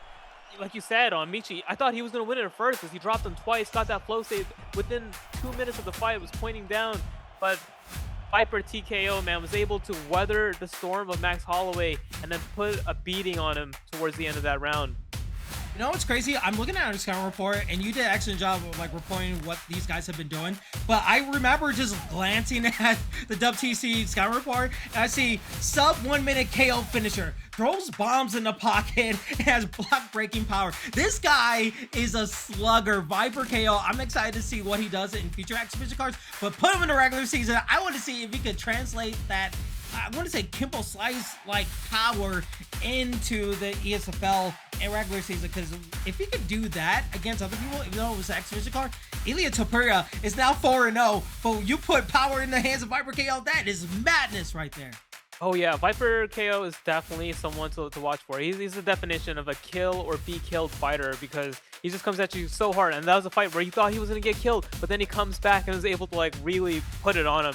What a fight. What a fight. What a fight. And also, it takes two to dance. So, Fear Mitchie, even though you lost, you put on a hell of a fight. So, don't beat yourself up too much. We'll sure to see you in other exhibition cards. But let's get ready for our next fight. Because if that's going to be crazy, I'm sure this one is going to be even crazier. As we have Versatile going against AKA Amazon. Now, on the legacy score, I'm already looking at the scout report here, Drake. And it seems like there's one person that's heavily favored. But what do you have on the rest of the scout report for these guys? Right, yeah. Versatile is a big favorite coming into this fight. He's out of the K1 camp, a camp where you know I'm also in. He's one of my teammates. Versatile is a really good player, and much like Viper, Versatile does bring a high pace. He goes at you and throws a lot of volume, and he really looks to kill or be killed as well. But Amazon is also a really good fighter himself. He has a lot of these chaotic fights, but I'm really looking forward to seeing how he does here against Versatile. It's going to be a banger. Yeah, I'm looking for it to be a banger, and this could be a massive upset. AKA Amazon, if he finds a way to disrupt the Cody Garbrandt meta, maybe he has his things. But for you, Drake, I mean, you said Versatile is your campmate. What are you expecting from him? Are you expecting him to just lean heavily on the hooks, or do you think he's going to play more range to try to go his opponent in? Yeah, I think Versatile is going to just use a lot of pressure and really try to walk down Peyton Tabba here. Cody Garbrandt has a massive power advantage, especially if he gets his close state going. He's sort of like a bantamweight Ilya Taporia, which is kind of funny because he's wearing the red shorts. But he has so much power, and Tab is going to have to fight really technical and really long if he wants to have an advantage in this. Yeah, absolutely. This is our night fight of our ESFL exhibition card live on Twitch and on YouTube. I am host and commentator Kingsley. Alongside me is Drake. We are on our night fight. Our co-main and main event are still on its way live on Twitch and on YouTube. We see Pin being used by Amazon, Versatile using Cody Garbrandt, and already combinations are coming in heavy. It seems like we haven't stopped on the roller coaster. It's been fast-paced, fastballs straight down the middle of all these strikes. And another thing, we're seeing leg kicks being used a lot more in this contest, even though we're seeing rocks abundance from Versatile able to knock down his opponent for the first time. Like I mentioned, that power advantage is going to be huge here, and he gets knocked down really early on here, and he's fighting like I mentioned, he's a very come at you, kill or be killed kind of fighter, and he's starting to do just that right now. And look at that, it's just constant punches, but needs to be very careful. Maybe one slip, that block gauge is super low. Versatile is not going to stop his pressure, we know this, but the leg kicks come in, just destroying that block gauge a little bit. But now it's going back and forth. We see 1s and 2s coming in from Amazon, but Amazon needs to be very careful. He can't really accept the trade right here because his handheld and block gauge is very low, but he keeps on pressuring forward. The flow state is already built up for Versatile. The takedown attempt not really connecting, and that's a good denial from Versatile. Yeah, and Versus looking really good here, and it's only 2.5 minutes into the fight, and he already has his flow state meter already pulled. Oh, he gets a big rock! This will be the time to activate that flow state. You don't go for a body shot that close and don't get punished. Versatile knows how the game is played, and he knows that's where it's happening. But to Amazon's credit, he's able to get some strikes. Oh, flow save for Amazon. Oh, but he gets a strike. He gets a knockdown. He changes the script. That's huge. That's huge. Both guys on full save. Spinning roundhouse, not able to connect. It gets an eye. It's going so quick. I can barely speak here, Drake. What a fight we're seeing right now. Kind of like that last fight. Both guys just going all out here.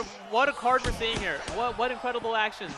We're just going to fatal four-way of all these guys competing in the octagon right now. I just want to see it because these guys are going to put on this kind of pace. I am here for it. We see Cody Garbrandt spinning back fist coming from Amazon, but not able to get the full extent. Even though he can't afford to trade, he is landing some good home run hits, but needs to watch out for the range. Versatile trying to land some. Oh, but a slip away from the uppercut. Not able to get the full effect yet. Almost able to put him away with that uppercut, but Amazon was able to pull back at the right time here, and this is a really close round. I don't even know how to score this, because I believe both guys have been knocked down at the same time. I'm not sure what the stats are even looking like.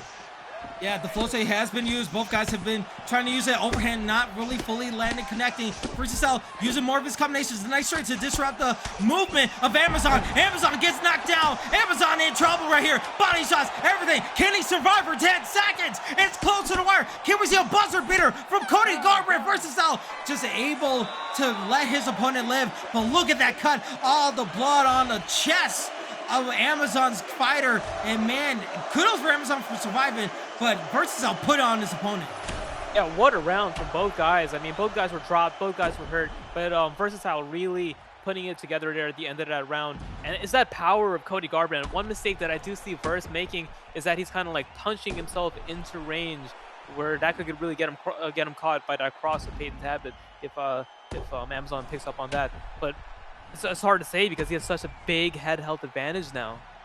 Yeah, a huge health advantage, and we'll have to see. And someone in chat says, King wants blood. Listen, just bleed, baby. I want to see just a pull of everything. I want to see these guys put everything on the line, and that's what we're going to see in the second round. Versatile has the advantage already, going for the hooks, but Amazon, he is still fighting back. He still wants to use those straights. That has been his key move to disrupt the pressure of Versatile, but Versatile says that's not going to do a damn thing as he gets the knockdown once again. Has his opponent back to the cage, into the clinch, breaking away, using the uppercuts. He's trying to land that knockout blow. He is using all of his combinations, but for Amazon, what can he do to avoid the pressure?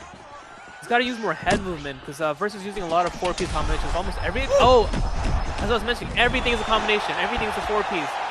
And yeah, just it's got to be it. Oh, good duck away.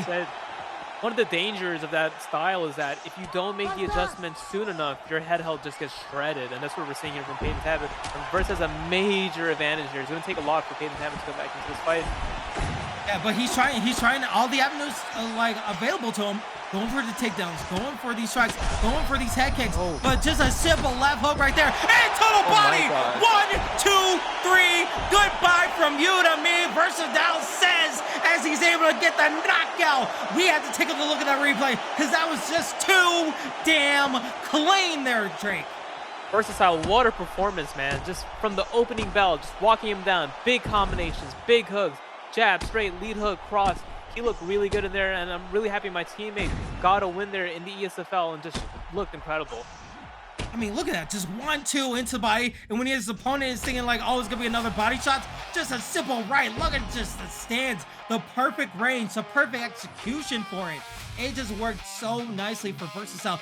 But kudos for AK Amazon, a huge underdog, but he was a game opponent into that situation, and he's only going to learn from that kind of situation. I mean, you're going to have to deal with that kind of pressure when you go into the ESFL because everyone has that type of pressure in these content. Yeah, like I mentioned, it just took a little bit too long to make that read because Versus throwing 4 pieces almost like back to back to back. And yeah, like it's really tough because you get your health shredded so easily. But Versatile looked really, really good in there. I mean, we've been really, really spoiled also with those last 2 fights. Both just action-packed. A finish could happen at any moment kind of fight.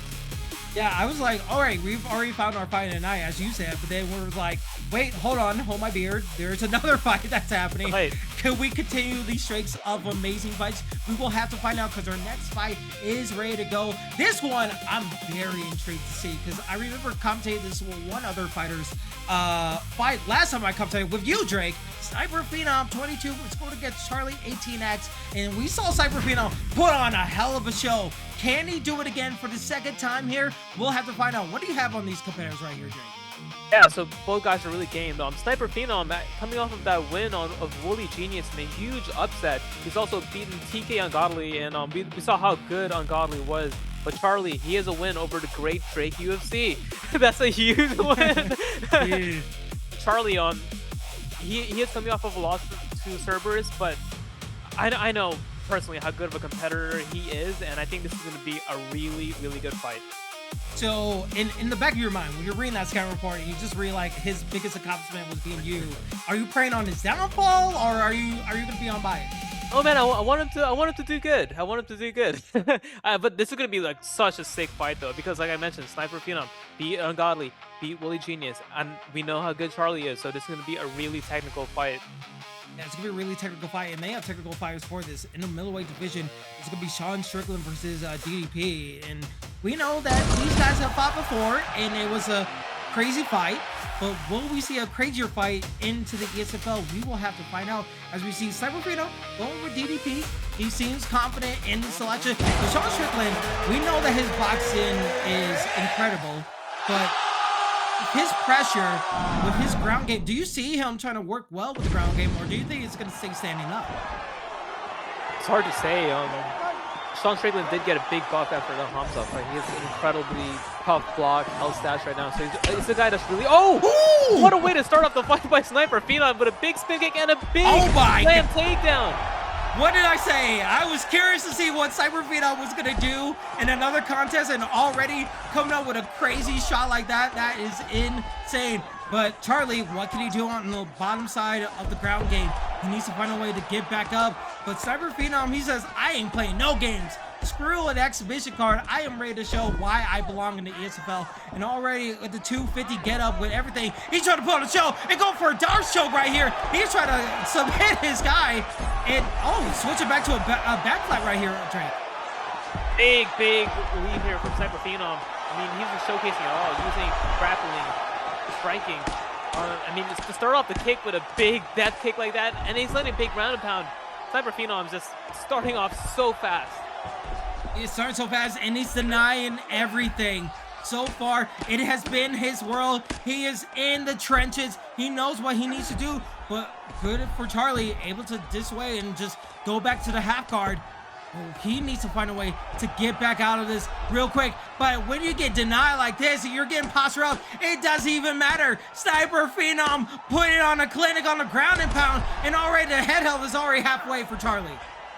Sean Strickland's a really tough customer on the feet, but Sniper Phenom, oh, big elbow, that could have been it there. Executing a beautiful game. Oh, Strickland right back up to his feet. All right, this is Charlie's time. This is opportunity.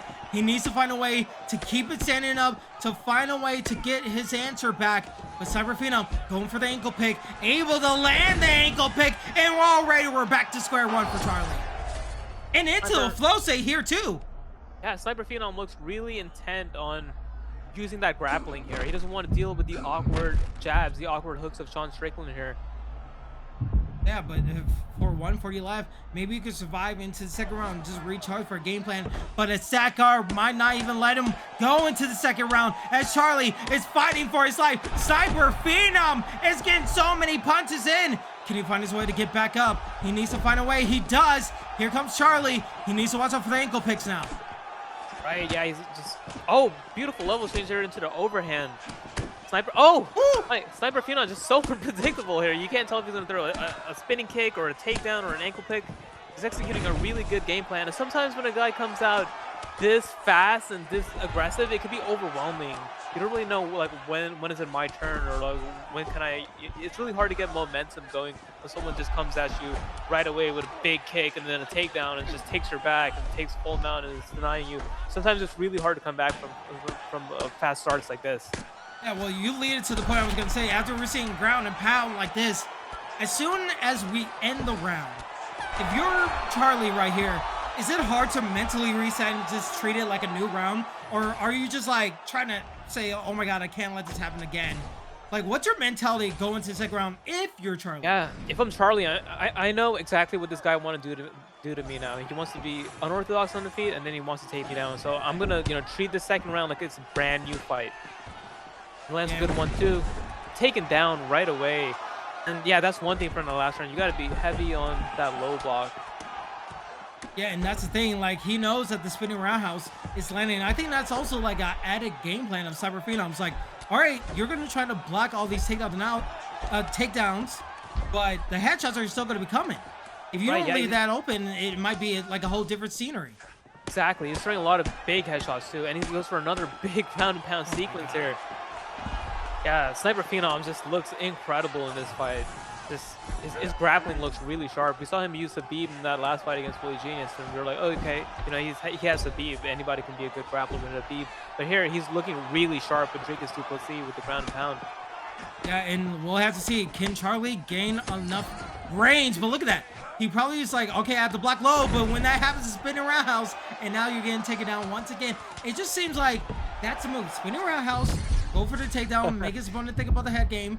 And now with a flow state like this, you see DDP, Sniper Phenom, just constant ground and pound. Could be a 10-8 round if we keep on this momentum. Yeah, it could be. I mean, the last round was close to a 10-8, and this one, could also possibly be another 10-8 because he's just been dominating him, just taking him down at will. Big ground and pound sequences that could almost end the fight. Does have to be careful though with the gas tank. DDP does have a stamina disadvantage here as if Sean Strickland. Oh, and he gets flipped there, a little bit too eager. And you know, part of me is like, you're staying on the ground and you're on top position after getting like probably dismantled on the bottom game. Why don't you try to get back up?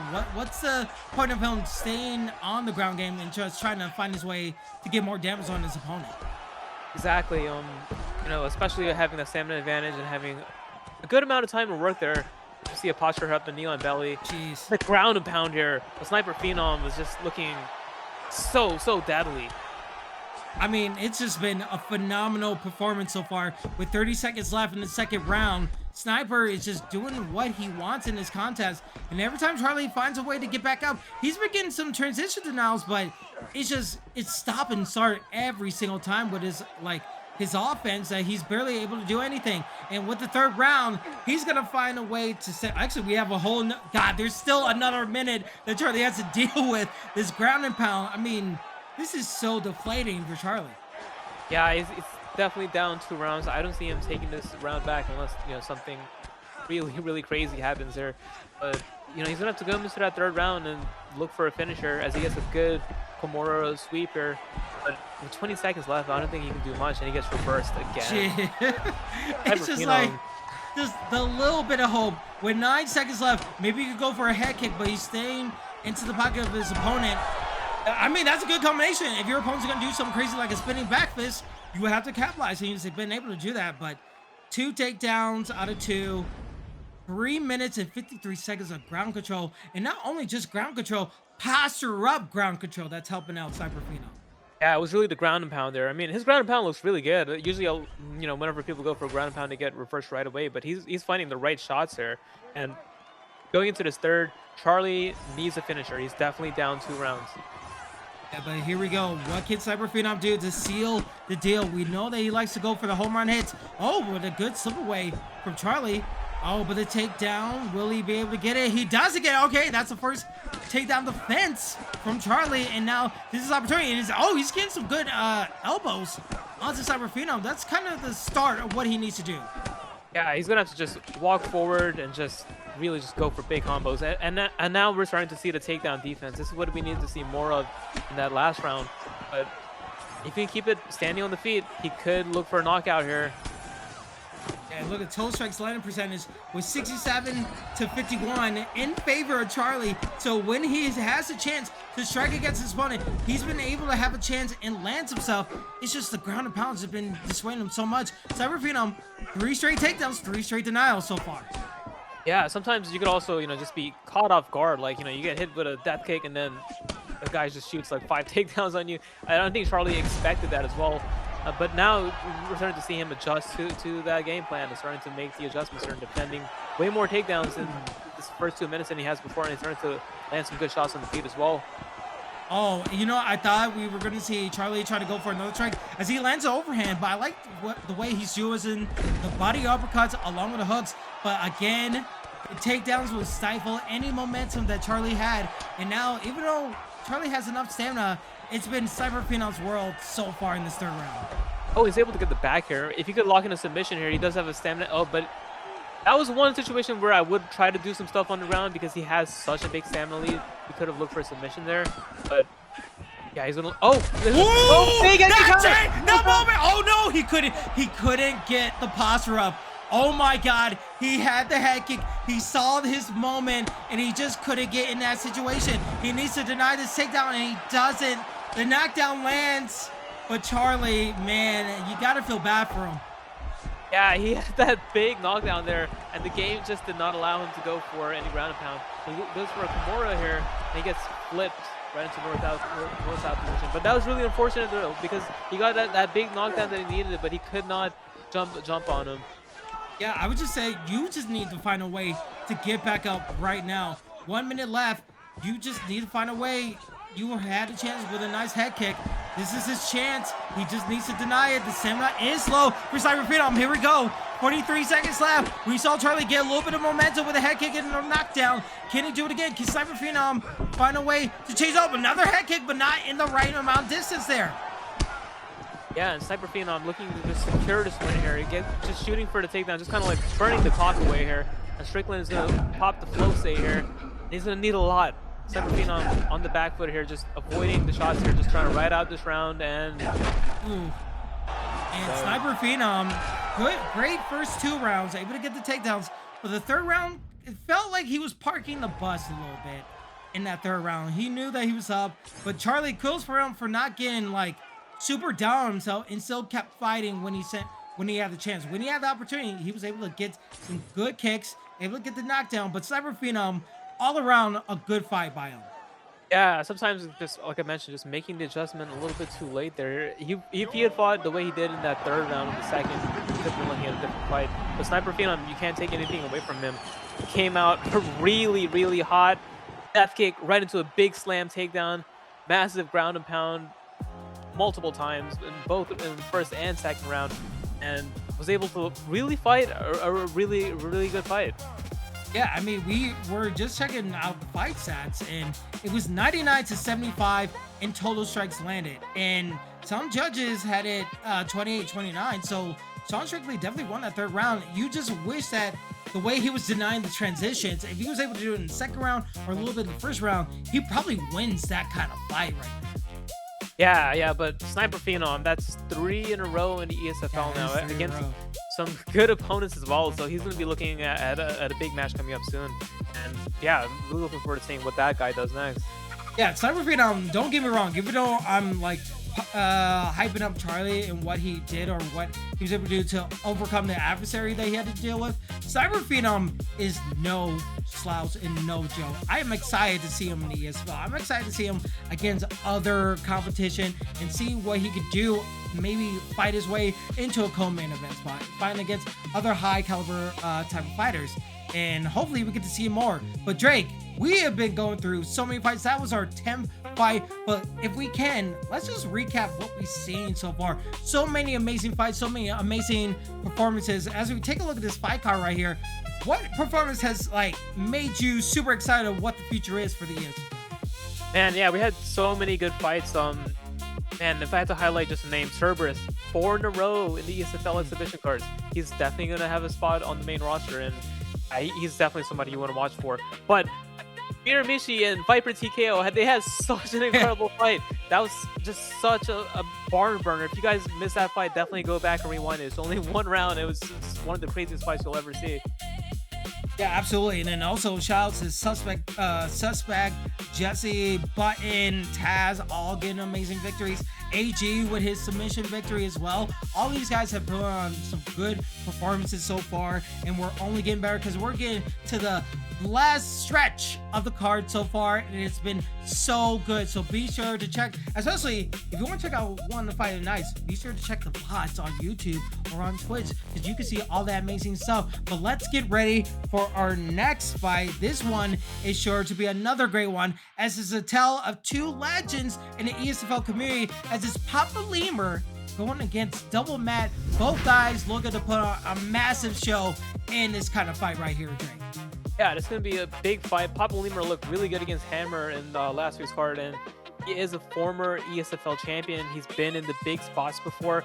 Double Matt, though, our odd makers actually have him as a slight favorite. So he's mainly known for his grappling, and it'll be interesting to see how this fight plays out since he's actually a small favorite over a former ESFL champion.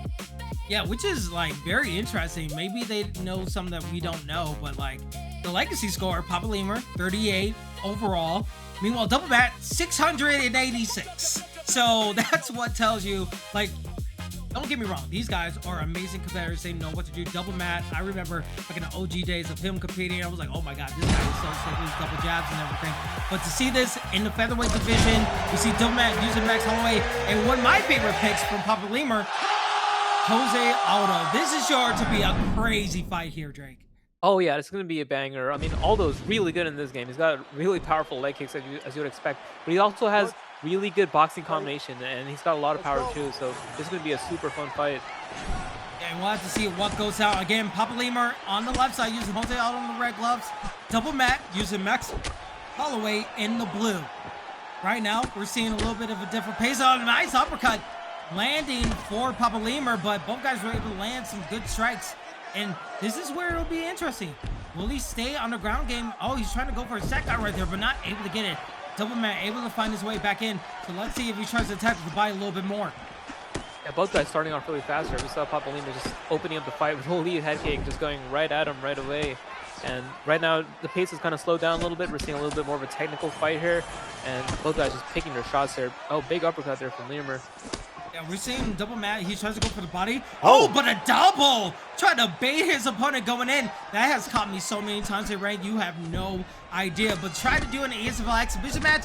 Crazy work. But double Matt is trying to go for something that's kind of unpredictable against his opponent. And he's landing some combinations with it as well.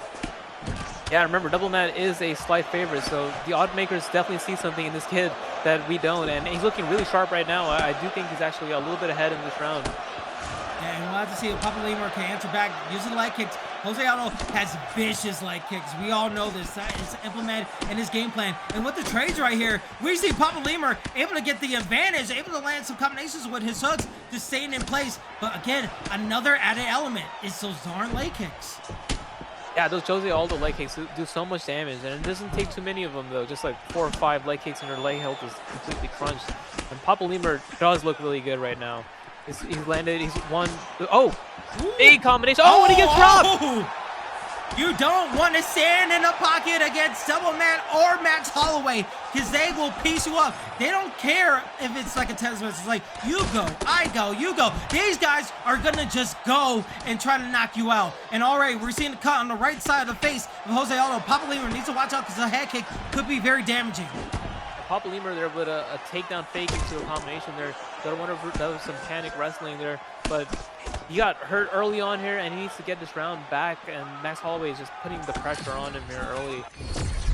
Both guys are very vicious as both guys landing some shots. Double Matt able to get the rock and land it on the body as well as the combinations are coming in. Both guys got to be very careful. One simple shot and one guy will get knocked down. The spinning roundhouse not really fully connected, but hits the block gauge. Tries to land a little strike, but a nice shot would try to dissuade everything. Papa Lemur entering back with a nice combination. Leg kicks coming out from Double Matt. Double Matt trying to land the right situation, trying to find the right range, but so far it's looking very nicely for Papa Lemur.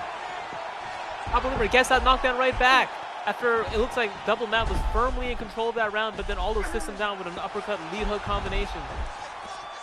We talked about Fighter Nights. This one has the potential to be another contender as we're in the final 10 seconds of this first round. We still got 2 more rounds after this, and Double Matt with a positive says like, yeah, I'm in a step over 2. That's crazy work from Max Holloway. But Double Matt, even though they're both bloody up, both guys had nice opportunities and nice moments in that first round.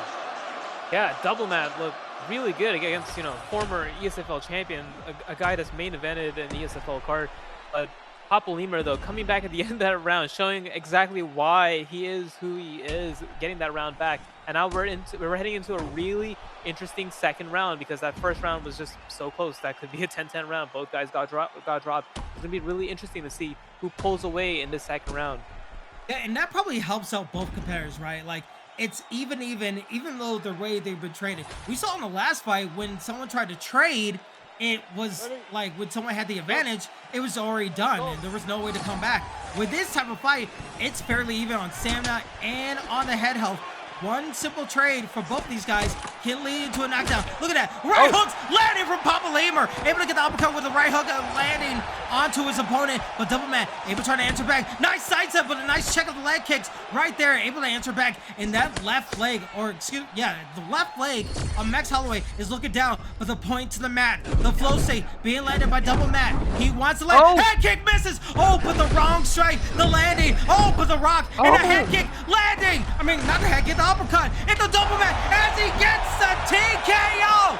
Double Matt shows why he was the favorite, able to beat Papa Lemur.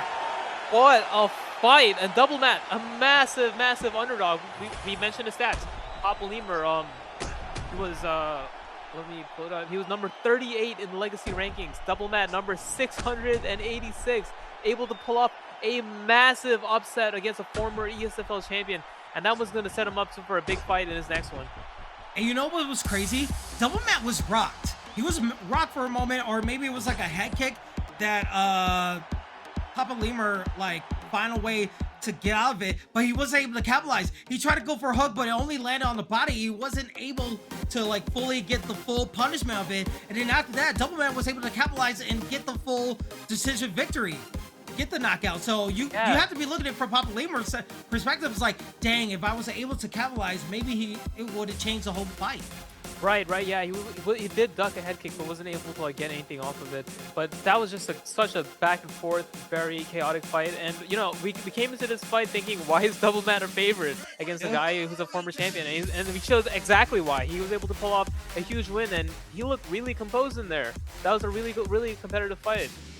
Yeah, if you know, now you know. And Double Matt, he's an OG. He knows how to put the work on people. But Papa Lemur, I mean, he had his chances. It just didn't fall his way. So again, that wasn't even like the Coco or the co-main or the main event. That was just one of the fights. That's what you love to see in these exhibition fights, because both of these guys put on such excellent, amazing moments. And we're going to be going on to our next fight because we're looking for more amazing moments as well. Because this one is I'm honestly, I'm very intrigued about this contest. Wooly Genius going against Kieran KRO. This one has a similar feel of Papa Lemur Double Matt, but this one has a different chase because both of these guys are looking to put on a bigger show. Yeah, so both of these guys are seasoned veterans in the comp scene. Wooly Genius, he was at that ESFL event, not in Vegas, in London. And he did do really good in that fight, in that event. He's coming off of a loss to Sniper Phenom in a fight where he used Bobby Green against Habib, which is a tough matchup. But Wooly Genius, he's done a lot of big things in the comp scene. He's won a NOS UFC tournament. He's won $1,000 in a tournament. So he's a seasoned competitor. Kieran Crow, another super good player. 3 in a row in exhibition cards. Beat Spill Actions. Beat Pug. Beat Trickzzy. K1, another teammate of mine. I know how good Kieran Crow is. So this is going to be a barn burner of a fight.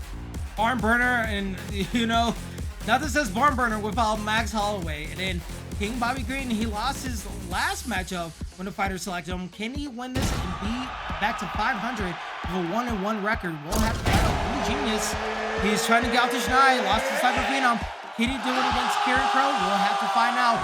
But this one is sure to be a banger, as we're just anticipating. This is our 12th fight. After this, it's our Coco, co-main, and main event all ready to go after this one. So this one is definitely to be a big one, as Wooly Genius using King Bobby Green on the left side in the red gloves, Kieran in the blue using Max Holloway on the right side. Already, we're seeing the reins being used by Wooly Genius, trying to use the leg kicks, spinning around. Oh, into a head kick! Distance be damned! You love to see it, a head kick from Wooly Genius. Wooly Genius is very unorthodox for his striking, and he's looking to get some get back here for Bobby Green. He lost his fight last week using Bobby Green, and he believes that, you know, he could have showcased a better Bobby Green, and that's what he's looking to do here. However, Kieran Crow is no slouch, especially with that Max Holloway pick. It's going to be another tough matchup here. Oh, and he gets sit down.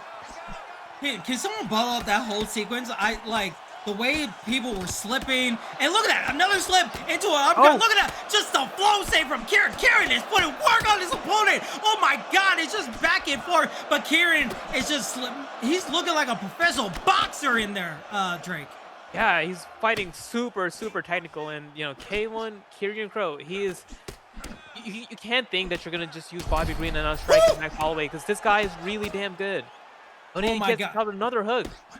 Just look at the slips. Oh my God, it's a pull party. Shout out Bruce Lee Rob. You just see all the movement from Kieran, able to get away, using the flow state. He's like, I don't care. I'm using it. Oh, but he gets caught. He gets caught. He gets caught by Wooly Genius. The rock is happening on Kieran. That's the danger with the pointing down, because both guys get the advantage there. If Bobby Green accepts, then he gets a big buff in his power as well. Body shots be damned. We're going for the headshot dead right here in this contest with 2:05 left. God, we're not even 2 minutes under this round, and we still possibly have 2 more rounds after this. This is crazy. Kieran gets the rock back. He's able to land forward. He's moving forward, trying to land a jab. Oh, Wooly Genius able to answer combinations. The block gauge is low for both competitors. Yeah, this is a fight where I don't know if we see a second round, because these guys are fighting at a super high pace already, and most of it is in a phone booth. We're not seeing a lot of fussies. We're just seeing 2 guys go right in the pocket and start trading, using head movements and countering. Yeah, we see the counters. Oh, the head kick. We saw Max Holloway try to use it. Kieran trying to use it. But Wooly Genius able to use one of his own. Oh, good slip away ducking under, but the blockage is low. He needs to answer back with some offense of his own. Kieran smears the blood in the water. Oh, tries to go for a double, but not able to fully execute. Bobby Green not able to get it. Wooly Genius on the back foot, trying to land an uppercut. Both guys are answering back and forth. That blockage is getting really low on Bobby Green. Well, actually, both of them actually. Green has actually done a really good job of taking Max Holloway's block down. I just noticed that. Yeah, you know what's the best defense? A greater offense. So every time we see that blockade slow, they're trying to answer back with a strike of their own, just disrupt the animation of their competitor. But with 3 seconds left, with a head kick landing, man, Drake, do you want to take the opportunity to score that round? Because like, I don't want to take any partake of that. That was a crazy round for both competitors. That was a super high-paced, really crazy round. I think Kieran probably edged it. I think he got a knockdown early on. Let's see if we can look at the stats. Yeah, he did get a knockdown early on, but he definitely won that first round. But it looks like Wooly Genius is playing for that block health, and he does have a big, significant block advantage. And if he's able to get off those hands of Bobby Green, it could really change the fight here. And we'll have to see what could change. Wooly Genius has been using his range so beautifully. But Kieran is able to get the one-stop power, able to use his combinations, press it forward. Both guys have float state, mind you. They are locked and loaded. If they see one opportunity along with these slips, it could sound the bells of an ending fight. But right now, body shots being landed, working with Wooly Genius. Wooly Genius doing a nice job, using the range a little bit, slipping away from Kieran. Kieran able trying to answer back. Yeah, and it's that power that you mentioned that's been the biggest differential factor here in this fight. Every time Max lands, a hook, it's and as I say that, he gets rocked. He gets rocked. Wooly Genius is trying to find his way back in. Gets the slip, but both guys get connected with a shot. Right here, distance is king right here. Slipping away, trying to find his way in. Blockage is low for Kieran. Kieran needs to be very careful. Next shot that gets slipped, it might be lights out. But right now, it's a calm before the storm. Head kick, not really fully connected, but blockage being low. We see Kieran trying to press on forward, trying to land the combinations. Able to get it. Blockage low, slipping away. Good play by Wooly Genius there. Big 4-piece there from Kieran Crow, getting that block damage right back. Right now, it's kind of it's so close. I think Kieran has the advantage with the stamina, but one big shot to the block and it could be over. It can be over, but the rocks are coming in. Uppercut nearly not landing. The block, the slipping into the straight. Wooly Genius able to answer back. We see the blockage being very low, already halfway for Kieran, but Kieran still pressing forward. 2:08 left in the second round. Slipping away! The straight landing from Kieran! Ducking away, slipping away from Wooly Genius. The head health is low for both competitors. Both bleeding, crimson red. Both guys going after it here, Drake.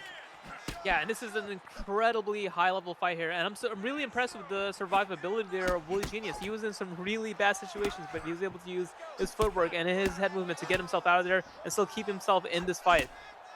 Yeah, it seems like the calm before the storm. We saw like a rampant pace in the beginning, but now it's like all about technical ability. Who is going to make that right decision? Who is going to have the right mental with 1:05 left in the second round right here? Kieran with the Max Holloway still pressing forward. Wooly Genius using the range, using Bobby Green to trying to find his way out. Look at that bait of that kick right there, trying to land a strike. Oh, but the right and left hooks coming in. Oh, but a straight into a head kick. Wooly Genius counter punching his way to a knockdown.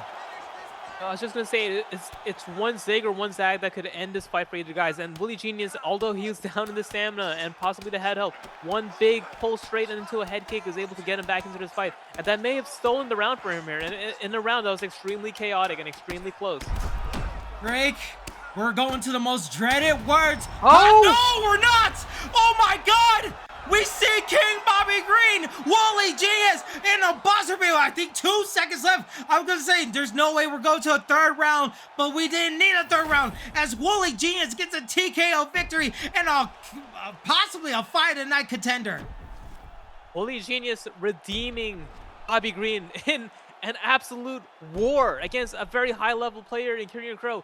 That was one of the most high-level fights on the card, and honestly, it could have been the fight of the night easily. What a fight. I mean, it can be. I wanted to say it. I thought we were going to a third round, but the constant strikes, not like, usually you see fighters like, okay, it's been a heck of a fight. Let me reset my mental to go in the third round all fresh and new. Wooly Genius played it out smartly. He's like, okay, I'm just going to keep on striking because what do I have to lose? I'm going to reset everything, go for the posture up, landed 3 straight posture up strikes, and able to seal the victory. That was absolutely buzzer beater, incredible mentality there from Luigi. Yeah, and one of the big differences between UFC 6 and 5 is that half guard is a lot more damaging in this game. If you just eat 2-3 punches without blocking them, it can really drain away your head health. You got to be really careful if you're in that bottom half guard and someone's postured up on you. But that was such a sick fight. Yeah, I'm gonna relook at the VOD. I just want to see every little pixel of that fight because the slipping, the striking, everything was just perfect. I want to see more of it. So hopefully someone will break that down in the future, but we'll get to it. God, Drake, we're into our last 3 fights of this exhibition card, and we just been seeing crazy amount of fights. This one is the main event of the evening. This is what I like to call the special fight because anything could possibly happen, and this one is going to be amazing. It is Papa Doc going against Caliber, both guys in the top tier of the ESFL community. What are you expecting for both these gentlemen in this type of contest? Yeah, so this is a super high-level fight. We all know who Papa Doc is. He's one of the best ESFL champions, number 3 all-time in wins. However, he hasn't had a lot of success in UFC 6 yet. He's looking to have that signature performance in UFC 6, but he is still a legend in the sport, and he's going up against Caliber, a guy that's beaten former champions as well. Yeah, and again, this is going to be in the featherweight division. Yusuf Zayal going against Ilia Topuria. Ilia Topuria is 4-0, so Yusuf, I don't really know much about this fight, but it says he's a freestyle, so I'm assuming his grappling is super amazing. What do you expect from Caliber using this Yusuf pick? Very, very, very bold pick. Yusuf Zalal, I mean, he's a very solid fighter. He's more of a kind of a point fighter. He uses a lot of like footwork, a lot of like teeps. Not nearly as much power as Ilia Topuria, so he's gonna have to really fight perfect if he wants to win this one. Can Papa Doc continue the trend in his main event? He is using Ilia Topuria, who is 4-0 in his exhibition card. Can he make it 5-0? Meanwhile, Caliber using Yusuf in an unorthodox pick, going against the fight of Papa Doc. Can he find a way to pull up the upset? We will find out. He uses a nice body kick, trying to use the leg kicks, but needs to be very careful because it's instantly 2 hooks, right hooks, everything just going on to the pressure of Caliber, and Papa Doc's just doing a nice job damaging his opponent. And this is exactly where you don't want to be if you're Caliber. You don't want to be against the cage with Ilia Topuria firing off hooks, and he gets dropped. Oh my God! What? You blink and you miss it. Was the body that low? Ilia Topuria is 5-0, but Papa Doc gets the KO victory via body shot. What the hell did we just see? That's got to be a performance of the night. I mean, Papa Doc, with just barely over a minute, just walked him down. He's a former champion for a reason, and man, Yusuf Zalal, the picks do matter. You can't think you're gonna fight against a former ESFL champion that has Ilia Topuria and use Yusuf Zalal. I mean, the picks really matter, and we saw it there. He just got walked down, ripped to the body, and was flatlined in barely over a minute. I don't know if we have the capabilities of WTC to like help out with this, but is that the quickest knockout that we ever had in the ESFL like exhibition or regular season? I'm sure someone's gonna like try to track that stat down, but that was so quick. I was just going to the flow of like the whole fight. I didn't expect Papa Doc to have hands like that. Like, I never seen that before in any type of fight. I need to actually look at the VOD to see what happens, because I was like, okay, we're gonna talk about a fight, lay it down, but for him to execute so nicely, we saw the hooks coming in from Ilia Topuria on the head side, but to the body shot, I didn't know he was doing that crazy damage. Maybe it was just like a parry, like vulnerability that added onto it, because I didn't see anything that was different to it. Did you see anything, Drake? I didn't, but that's one of the things with the picks, right? The recovery stats and the health stats. Papa Doc felt no power coming back his way, so he was comfortable just walking him down, getting him to the cage, not really caring about what he's throwing back, and just ripping hooks to the head, to the body, and that's what happens. That's what happens when you have Ilia Topuria against a lesser fighter. He's able to just walk him down with no fear.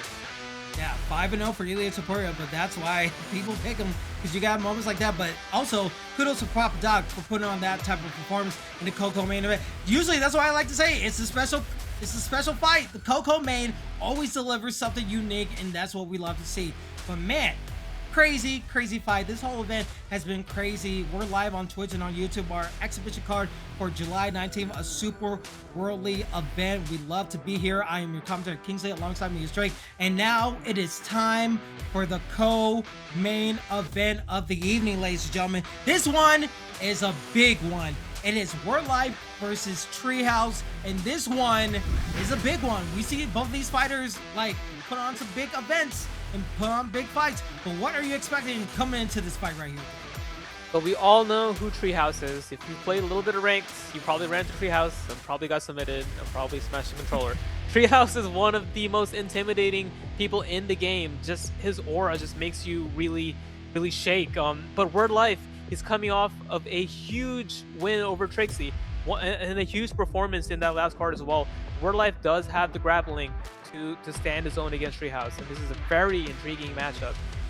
Yeah, very intriguing, and a little bit of a rematch in the real life. Sean Strickland going against Hosma, and Word Life, he has his work cut out for him. We saw Sean Strickland, he has hands, but Hamza, he's those outs. Going for the grappling, going for the striking. He knows what he can do. And in the hands of Treehouse, in the hands of Word Life, this is sure to be a big one. Ladies and gentlemen, this is your co-main event of the evening. It's Word Life. It is Treehouse. It is right now. Let's get the fight going. Word Life on the left side uses Sean Strickland in the red gloves. We have Treehouse on the right side, using Hansa in the blue gloves. And already, hands are coming in heavy from Word Life. Oh, there's the takedown. Yeah, I was going to mention that, with Sean Strickland, he does not have good offensive grappling. So Word Life is going to really have to know what he's doing here. He's able to power up and get back to his feet. I think for Word Life, you want to have Treehouse kind of like gas himself out like that by denying takedowns constantly there, making Treehouse use a lot of energy early on. And this is a 5-round fight. I do think that does favor Strickland, but these early rounds are going to be really critical. Yeah, Word Life is doing great on point with these takedown denials. And again, a takedown of itself, trying to go into side control. I think for Treehouse, we know that he loves the grappling. And especially with a 5-round fight, if he gets denied like this, what do you expect him to like change up his strategy? Do you expect him to change up his strategy if the grappling doesn't work? Yeah, Treehouse, he could fight a technical 5-round fight, but his main thing is to smash. His main thing is to just take you down, beat you up, submit you. I think the longer this fight goes, the more it favors Word Life. And he gets a flip there. That's huge for Treehouse. Goes up right away. Yeah, most definitely. Huge for Treehouse. He wants to find this posture up, but not able to get it. And it's just been a back and forth chess match. And right now, the stamina is fairly even. You said, like, you want to tire out Word Life if you're Treehouse. But if he's not getting an opportunity, if it stays even going to the second round, do you think that favors Word Life in this situation? Yeah, Word Life, he's going to have to get that stamina advantage, and he's really starting to pull away here on that stamina by denying the big turning takedowns that Treehouse keeps going for. But, with this Hamza Shamayev pick, he's got a really broken flow state, so you can deny as many takedowns as you want, but once he turns that flow state on, he gets a free takedown every single time. Yeah, and already we're seeing that flow state already like more than half, and he's still like working it. Every time he's landing this thing, that you see the flow state going higher and higher every single time he's landing these shots. So maybe that's why he's using it for his game plan. With 120 left, if he lands it already nearly close to a flow state, but Word Life able to get out, and now he has like an opportunity. Word Life does to get some striking in, but now he has to play the range game. Yeah, fairly close round here. I may edge it to Treehouse, but I don't like how Treehouse's stamina is looking here this early on in the fight. He's getting pieced to the body there. Yeah, he's getting pieces by it, and he's using a lot of the clinch, but maybe he's waiting for that flow state to implement more of his game plan. He has 30 seconds left. Hopefully, Word Life, I think, oh, what a good front kick, and a nice uppercut landing for Word Life. Do you think when you know your opponent's going to go for all of these takedowns and try to get you down to the ground, is point fighting the most valuable strategy going into these later parts of the rounds? Because you're going to have the stamina advantage, and you just need a couple of strikes to land against your opponent. Does point fighting work in this type of fight? It depends how aggressive Treehouse is going to be, because if you just play a nice, patient, calm point fight, and Treehouse is just, failing takedowns over and over, he's gonna burn himself out, and you won't have to chase the finish. The finish will kind of come at that point. Treehouse, I think that was a really bad round for him, man. He got denied on a lot of takedowns in the big stamina disadvantage. We could see Warlife really pull away with it here. Look at that stamina lead. That's in the second round. Yeah, and we'll have to see what goes down here. Warlife is still entering with the strikes. Treehouse not really going for a takedown, but now he's getting hit up a lot. That black edge is low, along with the head health, just slowly creeping back up. It's just a simple 1 and 2s for Warlife. Warlife trying to land the uppercut, not really getting it. But the body shots, along with the stamina, losing a lot of it. And now there's so much that Treehouse has to think about. Trying to go for the clinch, working towards the body, trying to go for a takedown, but not really getting the full benefit. And 36 kicks landing in the favor of Warlife. Yeah, Warlife is looking really good. Oh, big head kick into the takedown. That's signature Treehouse, and he gets it. He gets it. This is really crucial here. He needs to be really patient because he doesn't have a lot of stamina. If he gets denied a few times, it could be really bad. And he gets a denial of his own here. And he's still sticking with the game plan into the sprawl. We saw Warlife being in the sprawl, able to find his way to get back out. But now the denials are going to be very crucial. 3:20 left in the second round in a 5-round co-main fight. Treehouse getting a top position, back in the full guard. He's trying to find his way, trying to go into that guard, but gets denied potentially. It gets reversed by Warlife. That's really huge here. And it gets denied again. It's denied again. Oh, he has a lot of trouble here. Big stamina disadvantage. Warlife is on top. He's got Sean Strickland, who's got crazy health stats. Even if you are able to get some ground and pound, he can just pop that flow state and survive it by maximizing his block. It's not looking good for Treehouse here in the second round. Yeah, both flow states are also locked in. Could be used whenever. But way Treehouse is going, look at these knees to the body, drain that stamina. I mean, if you're Warlife, do you possibly think about going for submission here? I mean, he goes back to stamina, but he has every able advantage, and now the takedown lands in the flow state. And Jake, that's what you said. It's been like a dark cloud throughout this whole fight. When he gets that flow state, able to get the takedown, but what can he use with it? Exactly. At this point in the fight, the stamina is too low. There's not really much you can do with it. You can just get him back to the ground to minimize damage on the feet, but as far as, getting a submission or doing good ground and pound, there's not really much Treehouse can do here on the ground. He's at such a big stamina disadvantage, and Warlife is he's fighting the exact blueprint on how to beat Treehouse. He's fighting really well here, defending the takedowns early on, piecing him to the body, and he's fighting a very good fight. Yeah, he's fighting a great fight, and the way these takedowns are going is like a much more. Oh, wait a minute, he gets a nice combination for his troubles, but oh, into the body, into the head, into an uppercut. Warlife finding his way to piece up his opponent, and now a takedown opportunity for Treehouse, but not able to get much with 10 seconds left. He just needs to survive the round, and now going with these knees, as you see that flow state already halfway by doing it, and man, Treehouse, if it wasn't bad before, it's way worse now here, Drake. Yeah, he got a big rock. Treehouse is one of those guys where, like, he'll either have this way with you or the fight kind of ends up like this. So if Treehouse has success early on, like, gets that takedown right away, gets you in full mount, he's great at that. But when it comes down to these long 5-round fights here later down the stretch where his stamina is low, where he's been hurt, it's really tough. It's really tough for him because Warlife, he's looking phenomenal out there, defending all the right takedowns, being patient on the ground, and he's really finding a lot of success there.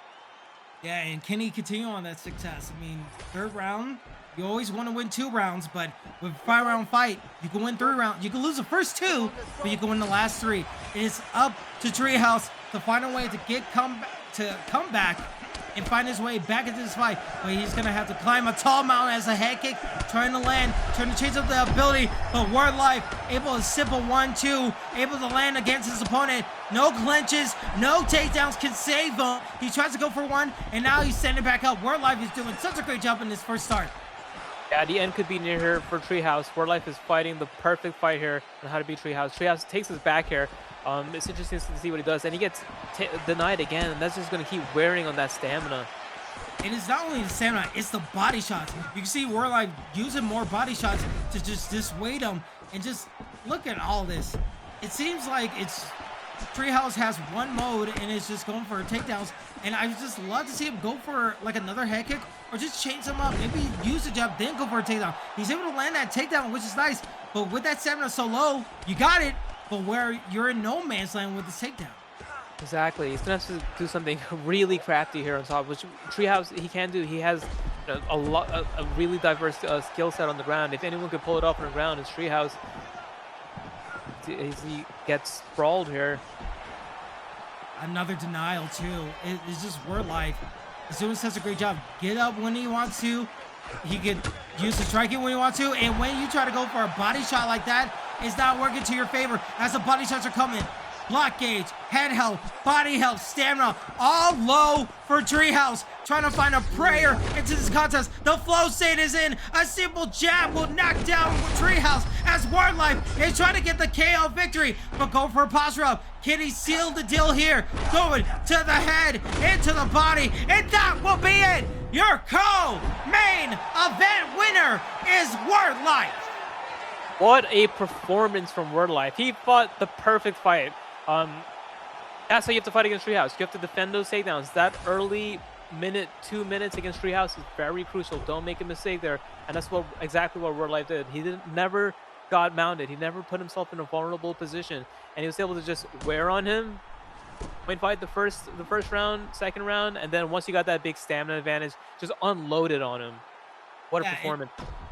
Absolutely, what a performance! And what you said of like the way he was pinpointing his punches, but the takedown denials, knowing the game plan of your opponent and knowing that he's not going to change from the game plan except for a couple of head kicks, that worked very nicely to his benefit. So good job for Word Life for taking what the opponent was giving him, but also denying everything the opponent was trying to throw at him as part. That's part of the mentality that you need to use in the ESFL. And Treehouse is, you need to go back to the drawing board. You need to go back in the co-main event.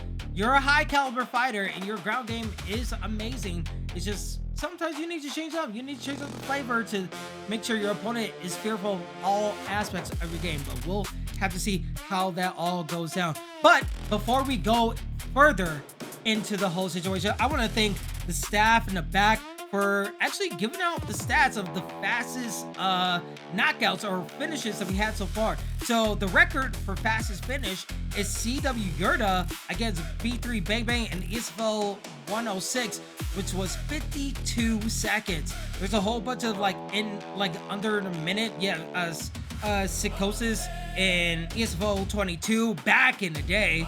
Mix-ups with 54, with 141, tied up with Keza against Zenny and ESFL 139. So while Jamie had one, and our AOX, our Kumite battles with 54, and Lexar with the 1 minute. So I would love to see if we could go back to see where it pairs in the echelon of fastest finishes. But man, so great, so amazing so far. Drake, we have been seeing all types of fights in this fight card. When we take a look back at this fight card, we saw the co-main event just finished. It was amazing, but so far we had a banger between Kieran and Wooly Genius, Papa Jock versus Caliber, Papa Lemur versus Double Matt was amazing. Of all these fights, has anything shocked you so far? What you've seen? Shocked, man. We've seen some incredible fights. I mean, that Double Matt upset was a huge one. I mean, he was number 680 something versus number 38, a former champion, and he was able to get that big upset win. I guess that one would be the most shocking, but there have been some really standout performances on this card. I mean, Wooly Genius getting that big win over Kyrian Crow was also a massive upset in my opinion, especially with those picks. Yeah, it's been a really incredible card. Word Life just put on a beating on Treehouse. That was a really good fight. It makes you think, man, how good is Mellow Coffee? He beat Word Life in a very dominant performance. Yeah. Yeah, I mean, he's very dominant, and hopefully we get to see him in another card and I get to commentate because it'd be very fun. And if you ever want to be a part of these fun cards, join our Discord.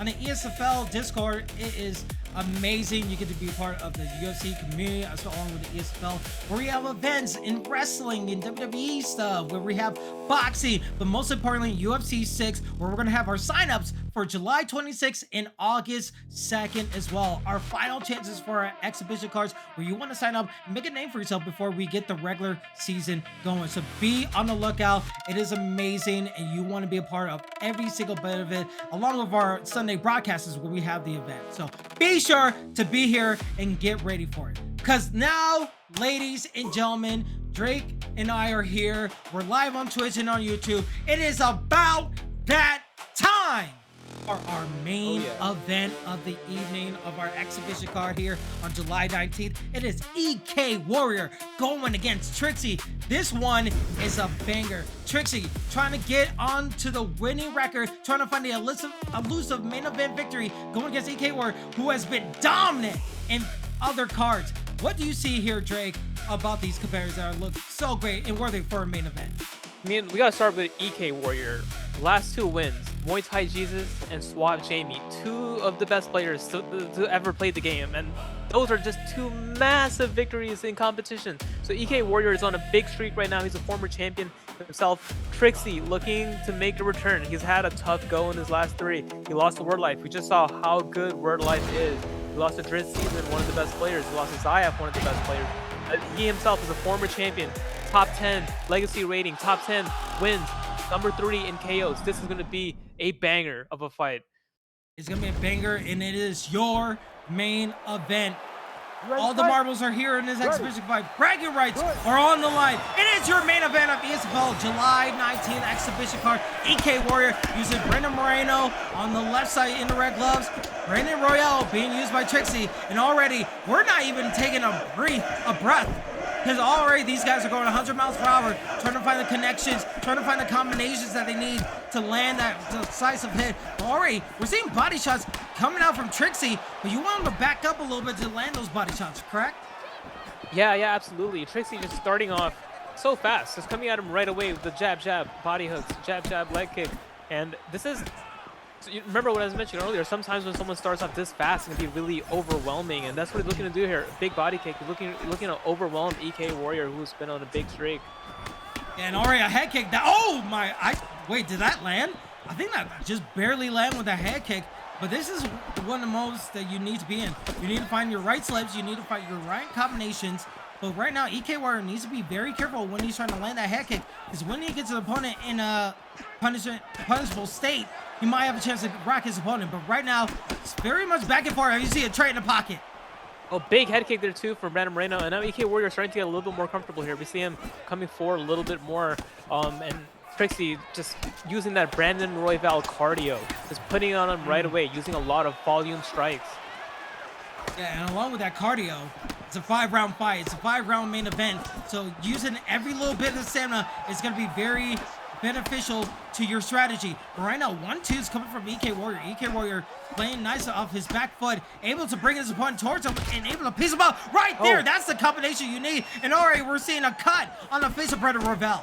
And that's one of the issues with that body kick. Like, it's great when it lands, but the risk is so... Oh, that was a big head kick. He almost dropped him with that one. You saw the head hold almost go completely to 0. And Trickzzy putting it on him right away. I'm telling you right now, there's no way this fight goes 5 rounds at this pace. I don't even know if it's going to go into the second round right here, the way it's looking, Drake.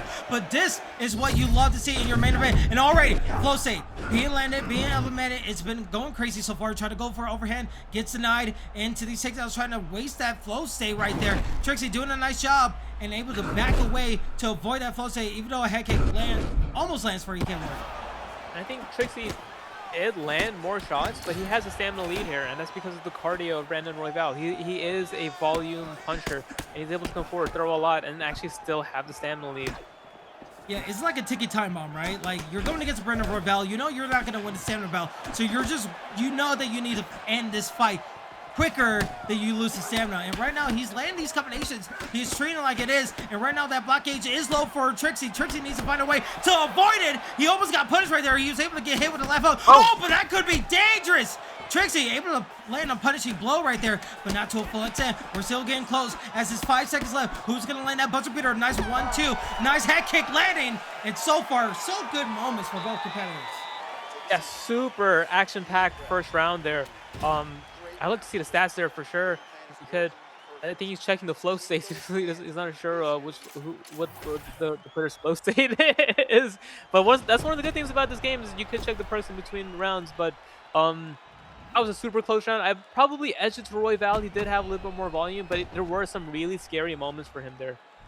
Yeah, the scariest moments was probably in the flow state, right? Like, even though he wasn't able to get the full capabilities, we see 42, Yeah. actually 49 to 52, all in favor of Trickzzy. Can Trickzzy continue that momentum? We'll have to find out as we're in the second round of our main event right here. Trickzzy, again, using the Brendan Royval on the right side. EK Warrior using Brendan Moreno on the left side in the red gloves. This is where the combinations need to come in. The bridge doesn't mean a damn thing when you get hit with an uppercut. As Trickzzy able to take the first step. But a nice right there. The head kick landing from EK Warrior. Back and forth we go. And so far, EK Warrior hasn't feel good. But the combinations, as he gets a knockdown right there. I was gonna say, Brandon Royval is looking really good, but both guys rock each other within like 30 seconds and a big slip hook. We're gonna put him away here. The block held is really low. Not even a minute in, and already another flow state. His second flow state right here. Good takedown attempt into side control. And man, Trickzzy, knowing what the situation is, able to go for the takedown and just deplete that flow state for BK Warrior. Yeah, if you pop a flow state, be ready to hold low block because everyone's gonna shoot on you right away. But yeah, really high IQ move there. I think this fight will play out on the feet though. Both guys will probably get up in the second here. I think these guys just really wanna bang it out here. Yeah, and with 3:09 left in the second round here in the pause round, only one. You see the head health? It's in favor of EK Warrior. He still has a lot of health because you know that Brendan Moreno is durable. But in this stand-up, can you land the right strikes? The nice 1-2 landing from EK Warrior. Trickzzy trying to find his implement, trying to use the 1-1-2. But a good elbow right there. That was big. One of the things with fighting Royval is he throws so much and his stamina never goes down. So you got to get him out of there early because round 3, 4, 5 could look really bad in terms of the stamina game. Now he implements his flow state. Trickzzy, even though he's getting hit a lot, able to nice the leg strike and nice a head kick right there. Trickzzy, even though he got rocked, he is answering back. Gets the nice left hook into an uppercut. Could this be it? Trickzzy, can he get the elusive victory? He is so close, but not able to get it. But that's a great start for him. That was so close there. He was maybe 1 or 2 punches away from putting him away. Trickzzy looking phenomenal here. Like I mentioned, Royval, he can really start to snowball now. Now that he has a stamina lead, the head hold is almost even. We could see Royval looking to take over the rest of this fight. And we'll have to see. We're at the 1:10 mark of the second round. There's still plenty more rounds to go here. But will he find a chance to go for a pause round and try to end the fight right here? Trickzzy has been doing such a great job in the second round, but EK Warrior is landing these elbows a lot. It's working well with the cut, but he's not really doing much. As we see another half guard opportunity, 40 seconds left. Will he just try to stay in this situation? Yeah, and this is one of those fights where like you almost don't care about the rounds because you know somebody's gonna go down before we get to the decision here, and it's really, really back and forth. I do think Trickzzy is probably up after that last knockdown, but both guys have been knocked down this round. Both guys have been stunned. It's extremely competitive here. Extremely competitive, and it could be anyone's fight as we're going to the third round. And let's take a look at the fight stats. 69 to 63, but only in significant strikes. 9 to 6, even though there's 2 knockdowns in favor of Trickzzy. Great round for him, but man, it is still super close that you can't really take it with like a huge ego boost. You have to take it with a grain of salt even. Yeah, Brandon Moreno, I think his opportunities are going to come early in this round 3 because I think as this fight goes later, Royval is going to take over with that stamina advantage. If Moreno is going to pull it off here, it's going to have to be within the first 3 minutes of this round. This will be some really, really crucial moments here. This is where adaptability comes into play. You're in the third round. Good 1-2-1. Back from EK Warrior, but this is where you have to possibly change your mentality or continue what works for you. If you're gonna live by the sword, you might die by the sword. Right now, we see EK Warrior go for these combinations. He knows that the head health of Trickzzy is fairly low, but what can Trickzzy do? He's trying to parry his shots, trying to find his way back into his counter, trying to maybe work towards a body shot, but he's trying to find his way back in. But a head kick landing. EK Warrior knocks down his opponent. EK Warrior is trying to find his way back in. He's getting close to that flow state here, Drake. That's what I mentioned here, doing exactly what I mentioned, just pushing forward early in this round, knows that he doesn't have a lot of stamina left, can't play the technical game, and just pushing right through him right now.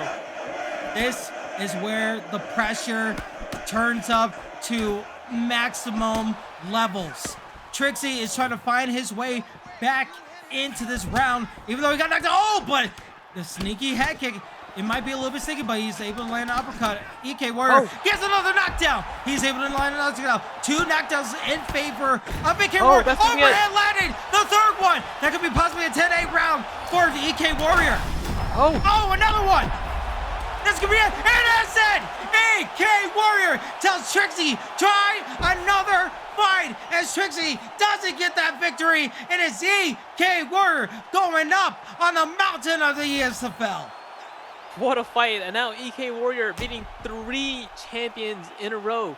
Trickzzy, Muay Thai Jesus, Suave Jamie.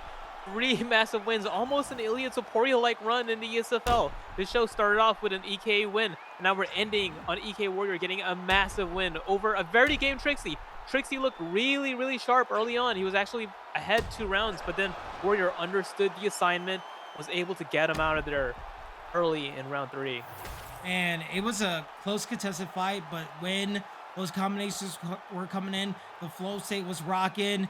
EK Warrior knew exactly what he needed to do. He was able to get the victory. And you know what? I cannot wait for the regular season, because can you imagine these guys? We could possibly see these guys in a title contention fight or in a tournament, but we'll have to find out. We're still through these exhibition cards, but I'm so looking forward to the future of the ESFL. Absolutely. I mean, EK Warrior is going to be someone to look out for. He's probably going to have a big fight within the first couple cards of the new season. But I'm really looking forward to seeing how the season starts. And we've had a lot of guys just, make a name for themselves here. A lot of guys that we want to see how they do once it actually starts. And it's very interesting. I took a look at the chat because I could see you guys, and you guys are typing. I see War Live says, I need me that main event against the winner here. So could we potentially see a War Life versus an EK Warrior main event? I mean, I would love to see it. You would just have to sign up. Hopefully the bookers are looking at it. Maybe we'll see that in the future, but I'm sure that would be a crazy matchup. Yeah, both guys look phenomenal. I mean, yeah, that fight makes a lot of sense right now. Warrior coming off of a big win, Word Life coming off of 2 big wins right now. That would be a barn burner. That would absolutely be a burner. But speaking of bar burners, Drake, I got to give it to you. It's been such an amazing time commentating this card with you. Who do you have as your fight tonight? We had so many good, great, amazing fights even. Who do you think is your fight tonight? Man, so many good fights. We got really spoiled there with this card. 15 fights went by so quickly. God, I mean, that Michi Viper TKO fight was just like, it wasn't the most technical fight, but those guys were just like swinging right away. Tyrion Crow and Wooly Genius also had a really technical and also really like back and forth fight. That was a good fight too. What's your favorite fight? I would say the Kieran versus Wooly Genius. I think that was an amazing Fear Michi versus Viper. I would love to get one to Papa Dog fight. He just ended like in a blink of an eye. So that was crazy. But I would definitely have to say Kieran versus Wooly Genius was a crazy, crazy fight. So I would love to give that fight a night. Do you agree? Yeah, I think that's the best fight on the card. We'll take that. Viper and Michi is a close second, but that's definitely fight of the night. I think Papa Dog performance of the night. I mean, he just walked him down, got him out there in like a minute and 10 seconds or something like that. Yeah, absolutely. So definitely, if you guys have missed out on any of these great fights, they will definitely be on your YouTube channel, so you can see all those amazing fights that we talked about. But congratulations to Kieran and Wooly for being our fight tonight for this fight card. It was amazing. Drake, any last words before we sign off? Man, thank you guys for having me, ESFL. Shout out to Kingsley. You are the GOAT. This is one of the best cards I think I've been a part of, and as a spectator as well, one of the best cards. And yeah, it's such an honor to be here. Yeah, absolutely. It was an honor having you here. I had a great time commentating with you. Shout out to all the people in the back, our moderators, all our people on Twitter and YouTube for keeping this ship sailing and making it amazing and making it easy for us to have a good damn time when we watch these type of events. So we will see you guys on July 26th for our next card. It's going to be amazing. I'm sure to see you guys there. So have a good day, good night, good evening, good afternoon, wherever in the world. We'll see you guys at the next fight night. Peace out. And peace out.